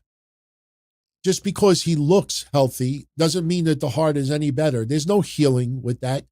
The pacemaker doesn't suddenly start, let's take the pacemaker out. It's been 5 years. He looks like he's in great health. His blood pressure is normal. Let's take the pacemaker out. You hear stuff like that and you're like, come on, man, people aren't that stupid.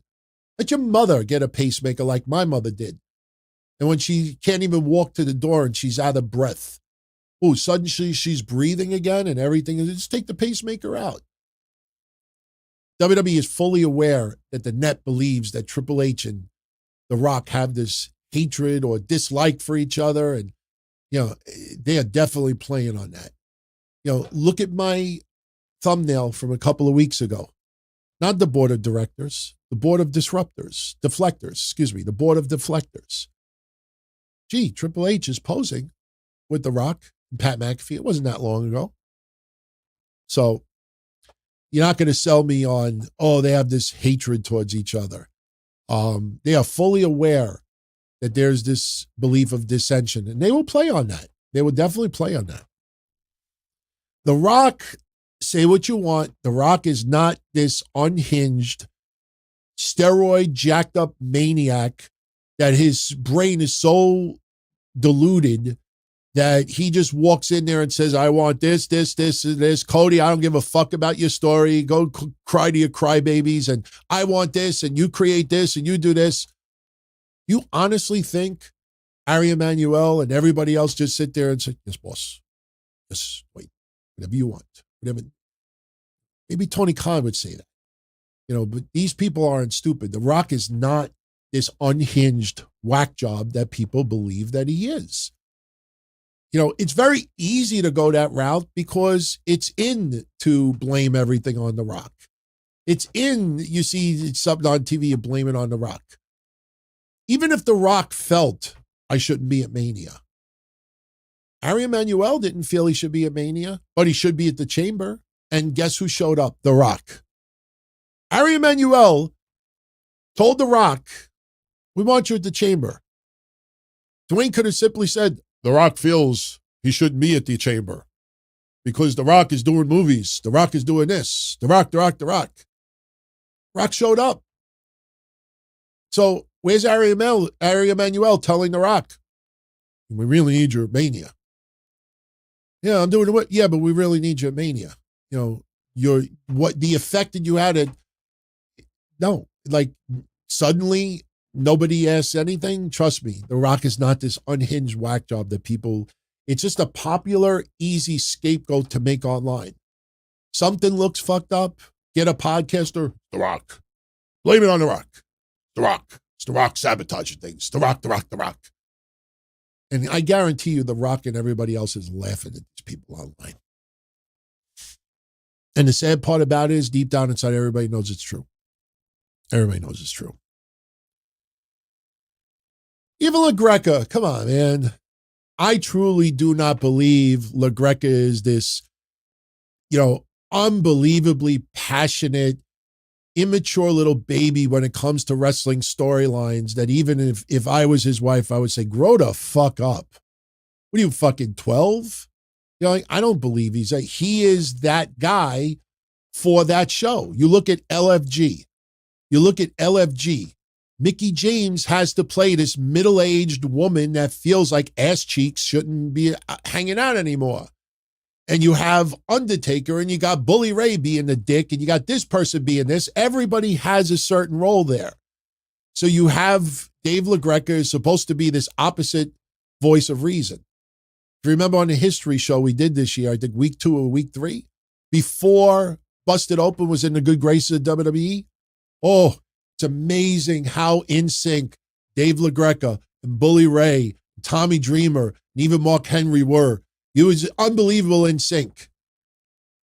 Cody was going to Hollywood. Cody was buying Ring of Honor. Cody was doing this. Cody was doing that. Cody. You got to hear how in sync everything was. And then once WWE started to get in their good graces, you talk about oil and I'll talk about vinegar. You feel that this part, I'll bring up this. It's still real to me, damn it. I'm just a passionate, lovable wrestling fan. It's a business. I know how it works, but, unfortunately, we never, I listen, looking back on it, I think Kev, looking down, is saying too, we should have did Sirius Satellite Radio in 2006. When we had that opportunity in 2006, when we were offered to go to Sirius Satellite Radio, and we didn't do it because we couldn't all get together at the same time, we should have took it. But it is what it is, my friends. And listen, Busted Open is a great show. I mean, honestly, I'm not going to tell you not to tune into it. Just understand what it is. Remember, Tama Tonga should have been in the finals of the King of the Ring tournament in Saudi Arabia. Wait. We just talked about this on Thursday.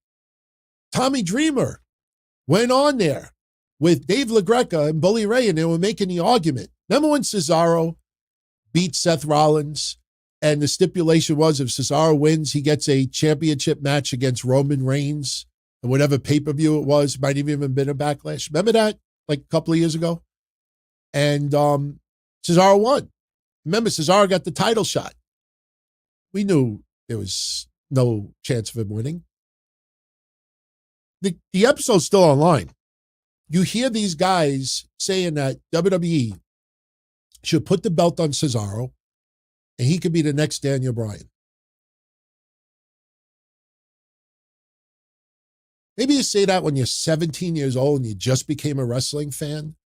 Or maybe you have this erotic fascination of Cesaro, Antonio. But I listened to this and I'm like, oof. And how many years ago was that? 4? 5? It was not like 20 years ago, like, what was I think? They actually wanted Roman Reigns to lose the belt to Cesaro, and Cesaro could become the next Daniel Bryan in the WWE. It's funny to listen to. There's all these bad takes are before WWE got into good graces. So Roddick is asking, do I think the Death Rider storyline will negatively affect Jon Moxley's legacy long term? He was seen as the MVP of AEW, always reliable. He's still the MVP of AEW. Jon Moxley's legacy will not be tarnished by the Death Riders. I'd rather drill a hole in my head than watch the Death Riders on TV. No, someone will just say, what an awful storyline they put Moxley in. Tony Khan and AEW will be blamed for that storyline. Jon Moxley is just, going along with it, trying to take chicken shit and turn it into chicken salad. And when Jon Moxley does leave AEW down the line, he won't say anything bad about AEW. He will realize how much money he made from them and how it set his family financially secure for, the foreseeable future. He will always be very appreciative of it. He will always be appreciative of the fact that they let him fight the matches that he wanted to fight, the hardcore stuff that he wanted to do. Jon Moxley, there will be no shoot interview or no book ripping on Tony Khan like people ripped on Dixie Carter years later. Jon Moxley's legacy is not hurt by the Death Riders. People will look back on it and say it was an awful fucking storyline. That's it. It was an awful storyline. And I truthfully believe that. T. Smitty, thank you for the 5 spot.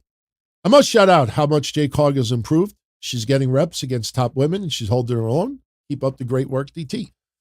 Yeah, listen, she took time off. Jade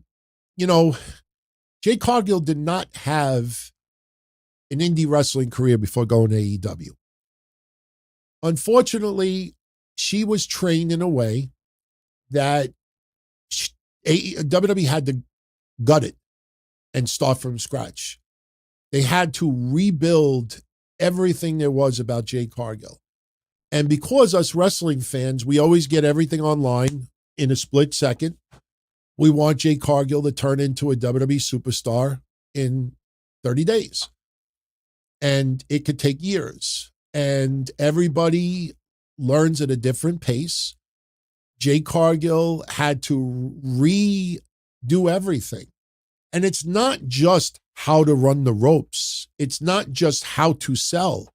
It's also the emotional aspect of it.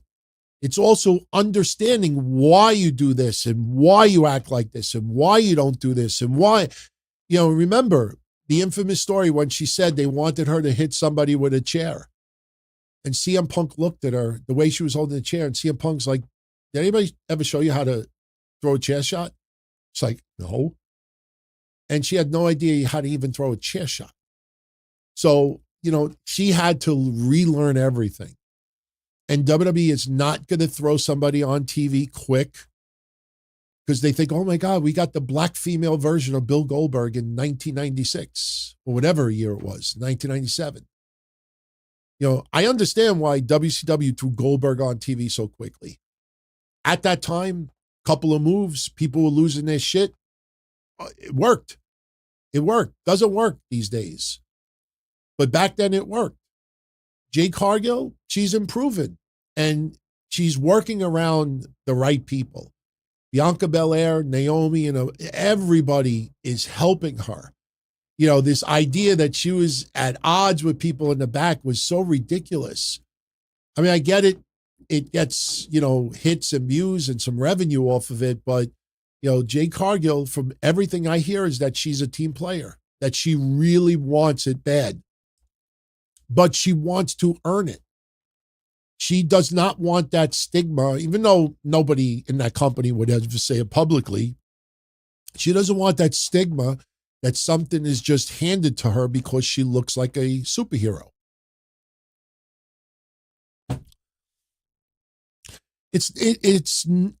Listen, there's no shade on her training in the Nightmare Factory. The problem is that wrestling, listen, I went to wrestling school for 9 months. Okay. And one thing I learned about wrestling school early on is that you're there to learn the basics. You're there to learn the beginning. It's like when you get your driver's license. You're not required to fucking drive across country in order to get your license. Like you do enough to pass your road test and get your license. Whatever you do.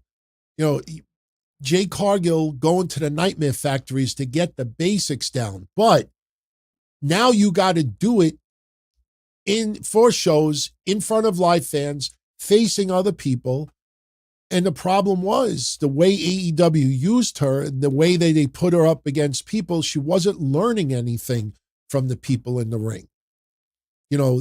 There's matches where even when you lose, you win. We always think of Steve Austin versus Bret Hart at WrestleMania 13. Even though Austin lost, he won. But when you're an up-and-comer, remember when I said earlier about some people getting in the ring with Sting? Just because a member of the Dark Order got in the ring with Sting and they suck, you could tell your grandkids, I wrestled Sting once. But guess what? I know somebody who was 21 years old that got to fucking wrestle, Raven, or got to wrestle fucking Vader, or got to wrestle Sid Vicious. How do you benefit from it? What do you learn from it? Listen, it's not easy to learn a lot when you only have one match, but Jade Cargill did not have those people around her to help her grow from that. There's only so much you could do at a wrestling school. Doing it out there and having to grind and, growing emotionally and physically, it's much different. It's much different. All right. We're going to start bringing this home. We're almost at 2 hours. We'll wrap up at 2 hours. Tomorrow, I'll be live right after Raw. We'll definitely cover Raw. We got some wrestling news to get into. We got a few things to get into tomorrow. We'll be back to the normal Patreon schedule this Thursday. This week, I ended up doing 2 shows. Did one Thursday with Trez, and I did one Friday. And then we'll be back to the normal routine with news as well. So Wednesday, we'll do the news update too. So Rams fan is asking, what special match will Drew have with Damian Priest to finish up their feud? Believe it or not, one of the news items that we're talking about tomorrow is something that Jose Marrero gave me about a month ago. Remember when I told you all about Damian Priest being honored in the Bronx? But, nobody, covered it because it wasn't online yet. Well, it's actually now online. So what we got a month ago actually was true. Damian Priest is supposed to get a little bit more spotlight in the very near future, not just because he's going to be celebrating the Bronx, but they definitely want to elevate him a little bit more. I don't know if there's going to be like a Hell in a Cell or something like that with Drew and Damian Priest. I mean, you can't really top WrestleMania. You can't top WrestleMania. And yesterday was a four-way. If anything, I kind of like start going in different directions. I personally would rather just see them go in different directions as quickly as they possibly can.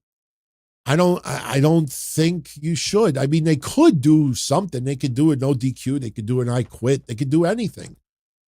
But I don't know if it's actually necessary. Maybe you have somebody come out there and just mock Damian Priest or, for losing, or mock Drew McIntyre for losing. They get their ass kicked and you go in a different direction. Tristan is asking me, what do I think went wrong at Bash at the Beach 2000? Who do I think was right? Vince Russo, Eric Bischoff, or Vince Russo? Nobody was right that night. Nobody was right. Jarrett shouldn't have been in a match with Hogan, first of all. Second of all, knowing the creative differences, and I'll just say this one thing quick, because it'd take me an hour to explain this, but I'll summarize it like this.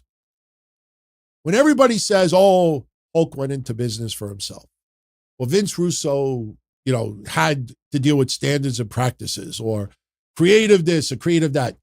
Keep in mind, this was a time where the title was fucking changing more than you change your clothes. So the fact that they couldn't come on to any real terms at that time is laughable. There was so many title changes around that time. So the idea that suddenly they couldn't figure shit out, it was just a hot mess. And, listen, I wasn't in those meetings, so I can't take sides. I think they were all wrong. Every single one of them was wrong in there. Believe it or not, I actually probably blame Jeff Jarrett the least. I blame him the least. Mr. Espinoza, what's going on? He met me in New York at the meetup. King of impersonations. Oh, thank you. Yay! Kermit the Frog here. No, I do impressions. I can't think about it first. It'll come out bad. Mad respect to me and all I do. Thank you for keeping Kev's memory alive. I don't want to get all saddy, but, this is something I've said the last 2 weeks. Definitely is worth mentioning here again. There's a lot of comparisons with my grandmother's death in 1991 in Kev. And believe it or not, they were not that far off in age. They were less than 5 years in age difference. And they died almost the exact same time. And my grandmother got me into wrestling in 79, and Kev became a fan in 79 with wrestling. They had a lot of similar things happen to them. But the big difference is, and this is going to sound sad, and it is sad, but I've said it so many times, I don't cry anymore. Miss my grandmother. Do I have the picture? Yes, I do have the picture. That is my grandmother on the right. I don't know if you could see up close. Let me see. Maybe I could zoom in. Yeah, I can. See her? She's a porky little thing. My grandmother was the coolest woman. The woman all the way on the left with the gray hair is my father's mother, my other grandmother. And that's my mom, the stick. My mom was very, very skinny at the time. That's my grandmother. She's the one that got me into wrestling. She was harmless. She was the most beautiful. I was closer to my grandmother than my own parents. And I swear to God, I mean this sincerely. If my grandmother was still alive today, she would come on the show. If I fucking went to her house and set up a webcam and said, you hit this button and she would come on. She was that much of a wrestling fan. But I'll say this, what upsets me is that she died in 1991. I have no audio, none. I have somewhere a cassette tape where me and my friend were playing video games and I hit record and you hear us playing video games and we were like 12 at the time and my grandmother's in the background. He's like, Anthony, dinner's almost ready.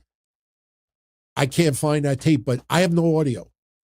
I can't remember what my grandmother sounds like, and that angers me. I listened to my mother, and because my mother sounded like my grandmother, I listen to my mother and I pretend it's my grandmother, if that makes sense. So that's one thing that upsets me is all these years later, it's harder and harder for me to remember what my grandmother sounded like. With Kevin, though, it is a totally different story. We have over 20 years of shows. I put up about 1,600 episodes this week alone in the vault. There are episodes that go back to the early 2000s with Kev. I just found the Eddie Guerrero tribute show where everybody who used to call my hotline, all of you were allowed to leave voicemails paying tribute to Eddie Guerrero the day he died. Kevin is on that.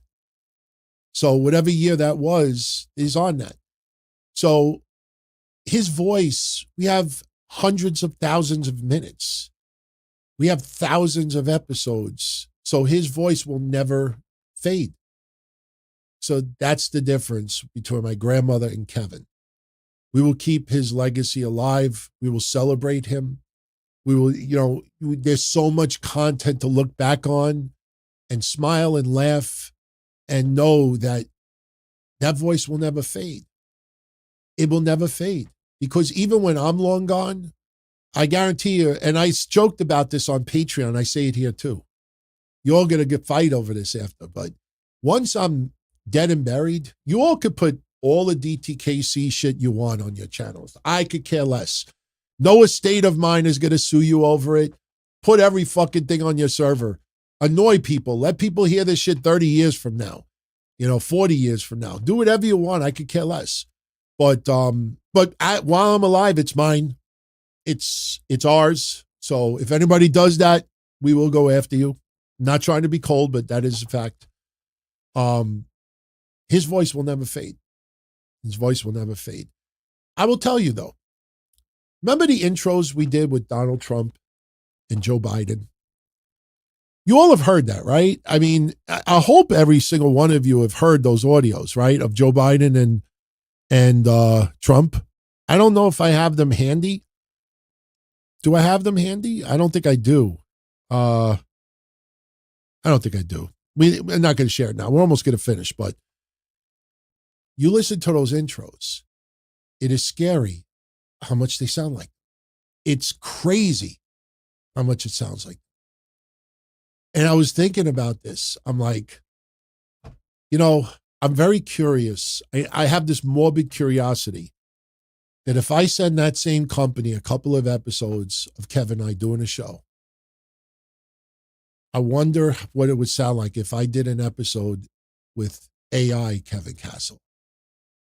Just once. Just to say to him, Kev, what do you think about this John Cena championship run? Now remember, I dictate what he says. So I could turn around and have Kev say, I'm loving it. John Cena is the greatest of all time. I could. Not doing it now. Not even thinking about it. If we don't have authentic Kevin Castle, we have nothing.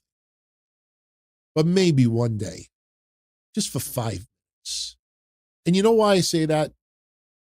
I do want to hear him again. It's not the same. I want to ask him the questions. There's so many things I would love to talk to him about right now, and it's only been a month. So maybe one day, just for shits and giggles. I think Kev would either absolutely love it. It'll be like, don't you fucking ever do that again. As of right now, no. We would never replace Kev with AI. Never. Yeah, we miss him. We miss him. Look, this is still my favorite picture of all time. Everybody know about this story? This is one of those Salvation Armies. And somebody was at the Salvation Army and was like, holy shit, look at this. There's a DTKC shirt on the rack. Now, he put it at the front so he could take a picture of it. We still accuse this guy, Raphael, that he brought it. We're like, Raphael, don't lie to us. You brought it there. He's like, I didn't bring it there. He's like, I was looking on his racket shirts and it was a DTKC. Somebody actually brought that to the Salvation Army. That is a true story. That is a real picture, by the way.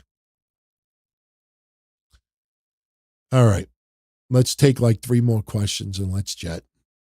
So we got shit to do tomorrow. A lot of Sabu tributes still coming in. I'm very happy. can I say one thing, not to be a jerk? Can I say one thing that I'm very, very happy about Sabu today? If anybody has paid very close attention to Sabu's social media presence, I think we all agree that over the last 10 years, Sabu has been an absolute asshole to some people online in his social media. I mean, Sabu said some wild fucking shit on social media. But so did the Iron Sheik. And when Sheiky passed away, people let that go. And they just celebrated Sheiky. And I absolutely am very happy that people are looking past that now and just celebrating Sabu. Truly, truly, truly pioneer. Inspired so many people. And you see all these beautiful little stories coming out from people in wrestling, out of wrestling. And it is really, really cool to see Sabu getting this praise right now. Very, very cool. So, Michael, when does Gunther Goldberg confront Gunther? Yeah, I've seen all those wrestling podcasts keep getting it wrong. He was supposed to confront him months ago, and then it was supposed to happen in Backlash. Then it was supposed to happen this. They keep saying it'll happen sooner or later. Maybe it happens at Saturday night's main event. Maybe it could. Listen, let me tell you something. I hope to God they're not thinking about Gunther Pat McAfee and then Gunther Goldberg. Because if that's how they're going to use Gunther in 2025, I'm going to be one pissed off motherfucker. Twix is asking, when does Cross get a title? Let's get him in some feuds first. If they bring in a Righteous, hey, I never snapped my fingers that good before. If they bring in a Righteous, that feels more like Wyatt family than the Wyatt Six. Wyatt Six, they're playing Halloween. They're all in costumes. You bring in the Righteous, and if you have not Dutch, wait, it is Dutch. Who's the ice cream man? That's Dutch, right? If you have him lose some weight, just drop like 15 pounds, and I believe that he will. You add another person to that, I think that could be pretty damn fucking sweet, man. Yeah, it's Dutch. Dutch has got to lose about 15, 20 pounds. Or he's got to wear bigger clothes. Listen, I love the look. I love the gimmick. I love everything about it. I've praised it. But I also feel Dutch looks like 2 pounds of bologna in a 1 pound bag. Brother Love, you could wear the very tight white shit in 1990 and get away with it. Here, it looks a little laughable. He's got to tweak his look a little bit, and I'm positive WWE will tweak that a little bit. But, man, that could turn into something good very, very quickly. So, it's got to get into feuds first. S21 Ultra, if I was an upcoming wrestler, well, where would I prefer to sign and why? If I'm an upcoming wrestler, if I don't think I'm anywhere near close to my potential, I would work indies.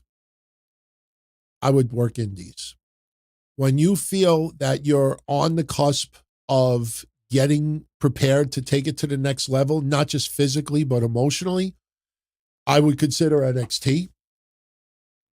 If you're looking for a little bit more TV exposure without necessarily getting the brain trust of the scouts and the trainers in WWE, and you want to just have the opportunity to perform on TV and own your skills a little bit without having all the trainers and the performance center, you could consider AEW, consider TNA. But it's too loose of a question to answer because there's so many different wrestlers out there. Are you a high flyer? Are you one that's more psychological? Are you one female wrestler? Are you a male wrestler? There's so many factors that could change that.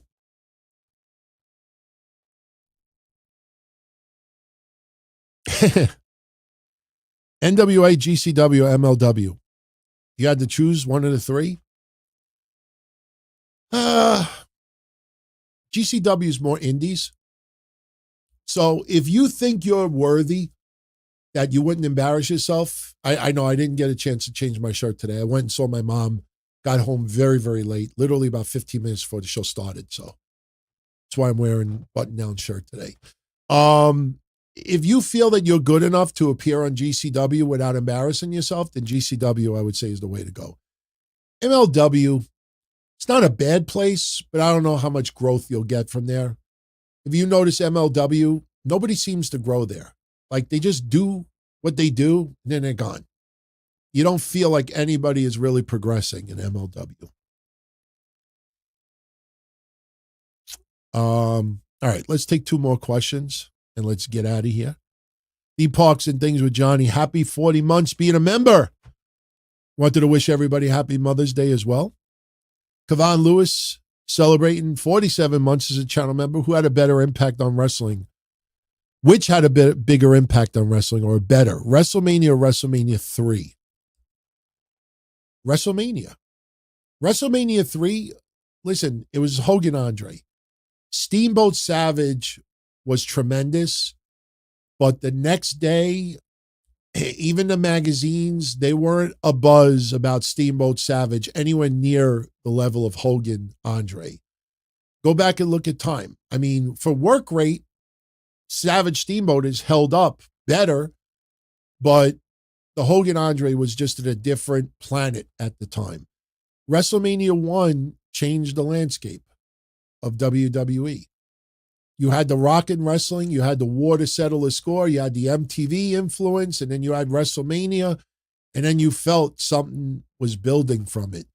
WrestleMania 3 was tremendous, but how many storylines do you feel or do you remember coming out of WrestleMania 3? How many storylines? You had the continuing of Hogan Andre, but when you really think about it, a lot of WrestleMania 3, people only talk about 2 matches, and that's it. So WrestleMania 1, it's not even close. Flair Steamboat or Flair Savage from WrestleMania 8? Flair Steamboat. Excuse me. Wait, Flair Steamboat from when? Flair Steamboat, there's plenty of matches. So if you want to take around the time where Steamboat was NWA champion, I'll go Flair Steamboat. Yeah, well, you know, you bring up Cyndi Lauper, Liberace, Mr. T, Muhammad Ali, WrestleMania 1. You're forgetting my favorite. How dare you forget my favorite? Billy Martin. Billy Martin's still my favorite manager of all time. Billy Martin is still my favorite baseball manager of all time. That guy got the best out of all of his players. He was an asshole. He definitely, was not the easiest person to work for, but he got the best out of everybody. Blows my mind that he didn't get in the Hall of Fame. Oh, don't apologize. Most people, regional, would not remember Billy Martin. I'm a New Yorker, so that's why I say that. All right, Benjamin and one more. Is Mickie James happy that Becky started covering her ass, or upset that Becky stole the Arby's sponsorship? I don't know if you're alluding to the Johnny Knoxville insult to Becky Lynch that was on the History Show. Look, Mickie James was playing a character to make LFG seem a little bit more interesting. Trust me, Gunther didn't walk into that locker room and just act like a total dick to that blonde female wrestler. This is all planned for TV purposes. A lot of this stuff is enhanced to make it interesting, gossip. You want people talking about it. Mickie making that reference about that girl's ass. If you looked at it, there was nothing wrong with it. There was absolutely nothing wrong with her outfit, but people just wanted the insistence. Why do you think they jumped all over Shelton Benjamin and Hulk Hogan? The Benjamin Shelton comment is old. Yeah, they don't like Hogan. They never accepted Hogan's apology. We knew this already. Hulk Hogan is a piece of shit in a lot of people's eyes. We knew this already.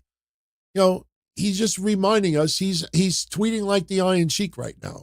Every so often, the Iron Sheik would say, "Fuck you, the Hulk Hogan." people jumped all over it because, oh my God, real life storyline, real life heat, real life anger, real life heat. You know, back when I was doing a hotline in the 90s, some of you may remember this. I used to bring up in the 90s that people felt the real life fighting was more interesting than the storylines they had on TV. They loved when I had wars with other hotline hosts. People fucking lost their shit when I did the Weakest Mark Awards. Remember the weakest link? You are the weakest link. Bye-bye. At that time, that show was huge on TV, and I did the Weakest Mark. And I recorded all these hotlines and how awful they were. And I was playing them. We were figuring out who was the weakest mark. And people lost their shit. And then I was like, wait a minute. I was like, people are loving this stuff because they want us to legitimately fight for real. So they found that more interesting than wrestling. And that's happening now. People want to see real drama and real hatred because it's more entertaining than what they're seeing on TV. So, let's see. All right, we'll wrap up with this. Kavan is asking, did I see the Velveteen Dream video? Yes, I have. I hope Velveteen Dream gets a second opportunity. I don't ever condone, socializing with kids. It's disgusting. It's criminal. I look at what happened that time, and this was during COVID, where everybody's lives were turned upside down. And Velveteen Dream made the biggest mistake of being an insomniac and wanting to chat with people online late at night, just about whatever. And he started talking to some people under a certain age, which he should not. I don't care if it was the most innocent conversation. I don't care if you talked about crayons. You don't chat with minors online, let alone late at night. And what upsets me about the Velveteen Dream story from back then was two things. Number one, the people who were involved were on a message board earlier in the day. And wasn't the name of that message board, How Do We Ruin the Lives of Ends? They were on a very racist message board earlier in that night. And it's been proven. And everybody jumped on an audio clip when Velveteen Dream asked a teenager, what school do you go to?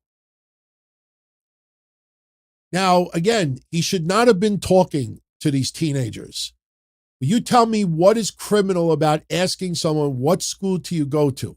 Now, if there was, hey, you want to meet me after school tomorrow? And then Dream said, what school do you go to? Yeah, I would say lock his ass up. Fucking have, Dateline or whatever show up at the school and confront that motherfucker. But the teenager was talking about how he was going to school and he wanted to go to wrestling school afterwards, this and that. And just a casual conversation, he's like, what school do you go to? And people jumped on that like, he's a pedophile. He's convicted. That's it. There's the proof, all I need. People, what upset me about that, and that's why I always took his side over it, was because people wanted it to be true. And that's where you lose me. When Triple H got the phone, listen, when OJ did what he did in 1994, I thought he was innocent until I learned about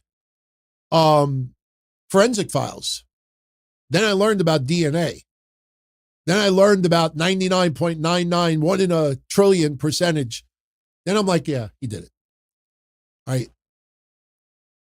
But in 2024, 2022, whatever year it was, you know what forensics are, even with phones. That you could hide your IP and still get caught. You could do this and download this and still get caught. You could try to do this and you still get caught.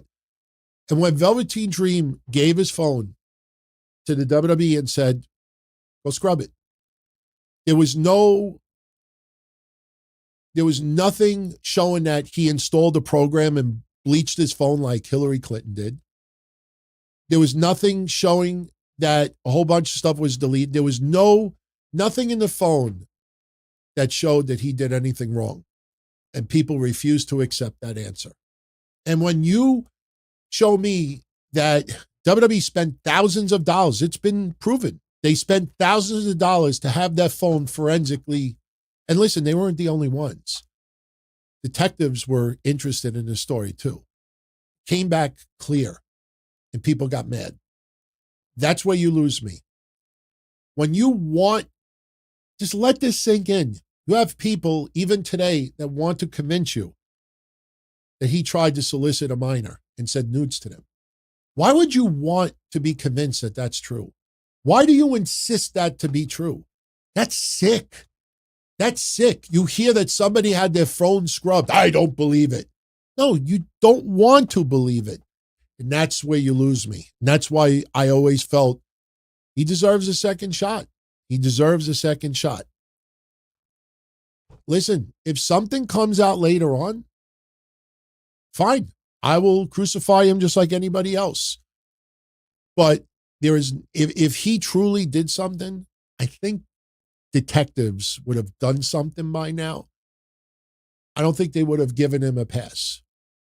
Look at Dumpster Drosy. All he did was attempt. The transaction didn't even go through. And he still got indicted. Right? It would have been very easy to figure out if he text messaged some nudes. Not nobody, but a majority of people did not want to believe it. And that's where the story goes south. So I hope he gets another opportunity. And I hope that he truly did not do anything that night. I wasn't there. I'll never know 100%. But no one has shown me why I should go against him. Okay. Can't say listen, you cannot say that Velveteen Dream was innocent. He was talking to teenagers. Sorry. If I'm on late at night and I'm bored and I have a chat, hey, anybody want to chat about wrestling? And then I'm on a voice chat and then I hear a bunch of people, oh, yeah, my birthday's next week. I'm going to be 13. I would have been like, listen, I got to go to bed. Hope you all have a good one. Best of luck to you. You disconnect the call. I don't stay, even if you are totally being innocent, like, hey, got to continue your education. It is that. You should not have been conversing with them. But he's not guilty either. He's not guilty either. All right. Who's last? Oh, that was last. That is last. All right, I'm a jet. I want to thank you all for joining me. So tomorrow night, right after Raw, I will be live with your next Raw recap. We'll get into wrestling news. We got a few things to get into. Should be a fun episode. I just want to thank you for your continued support.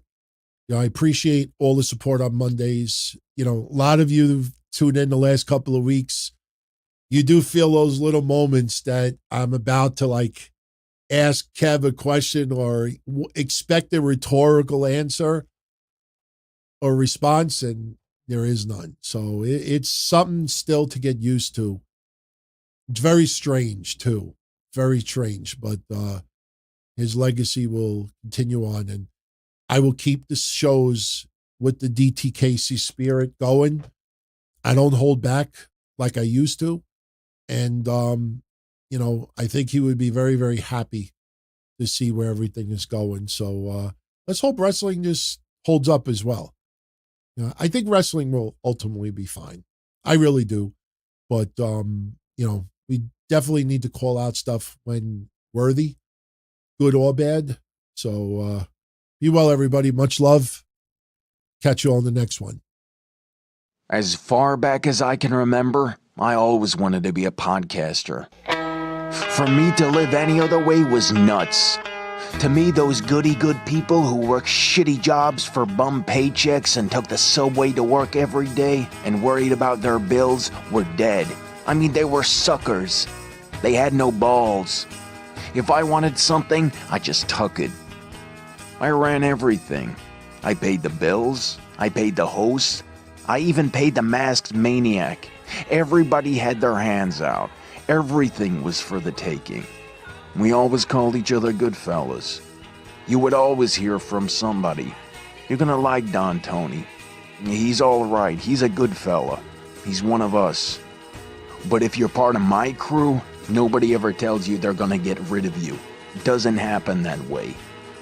There weren't any arguments or curses like in the movies. See, your haters come with smiles. They come as your friends, the people who've claimed they care the most for your life. And now that's all over. And that's the best part. Today everything is different. There's lots of action. I don't have to wait around for everything like everyone else. Oh, I didn't get the vaccine? Fuck you, vaccine me. Oh, your delivery guy has COVID? Fuck you, feed me. Right after I moved here, I ordered egg noodles and ketchup, and I got spaghetti with meat sauce. I'm no longer an average nobody, while they get to live the rest of their lives like a bunch of schnooks.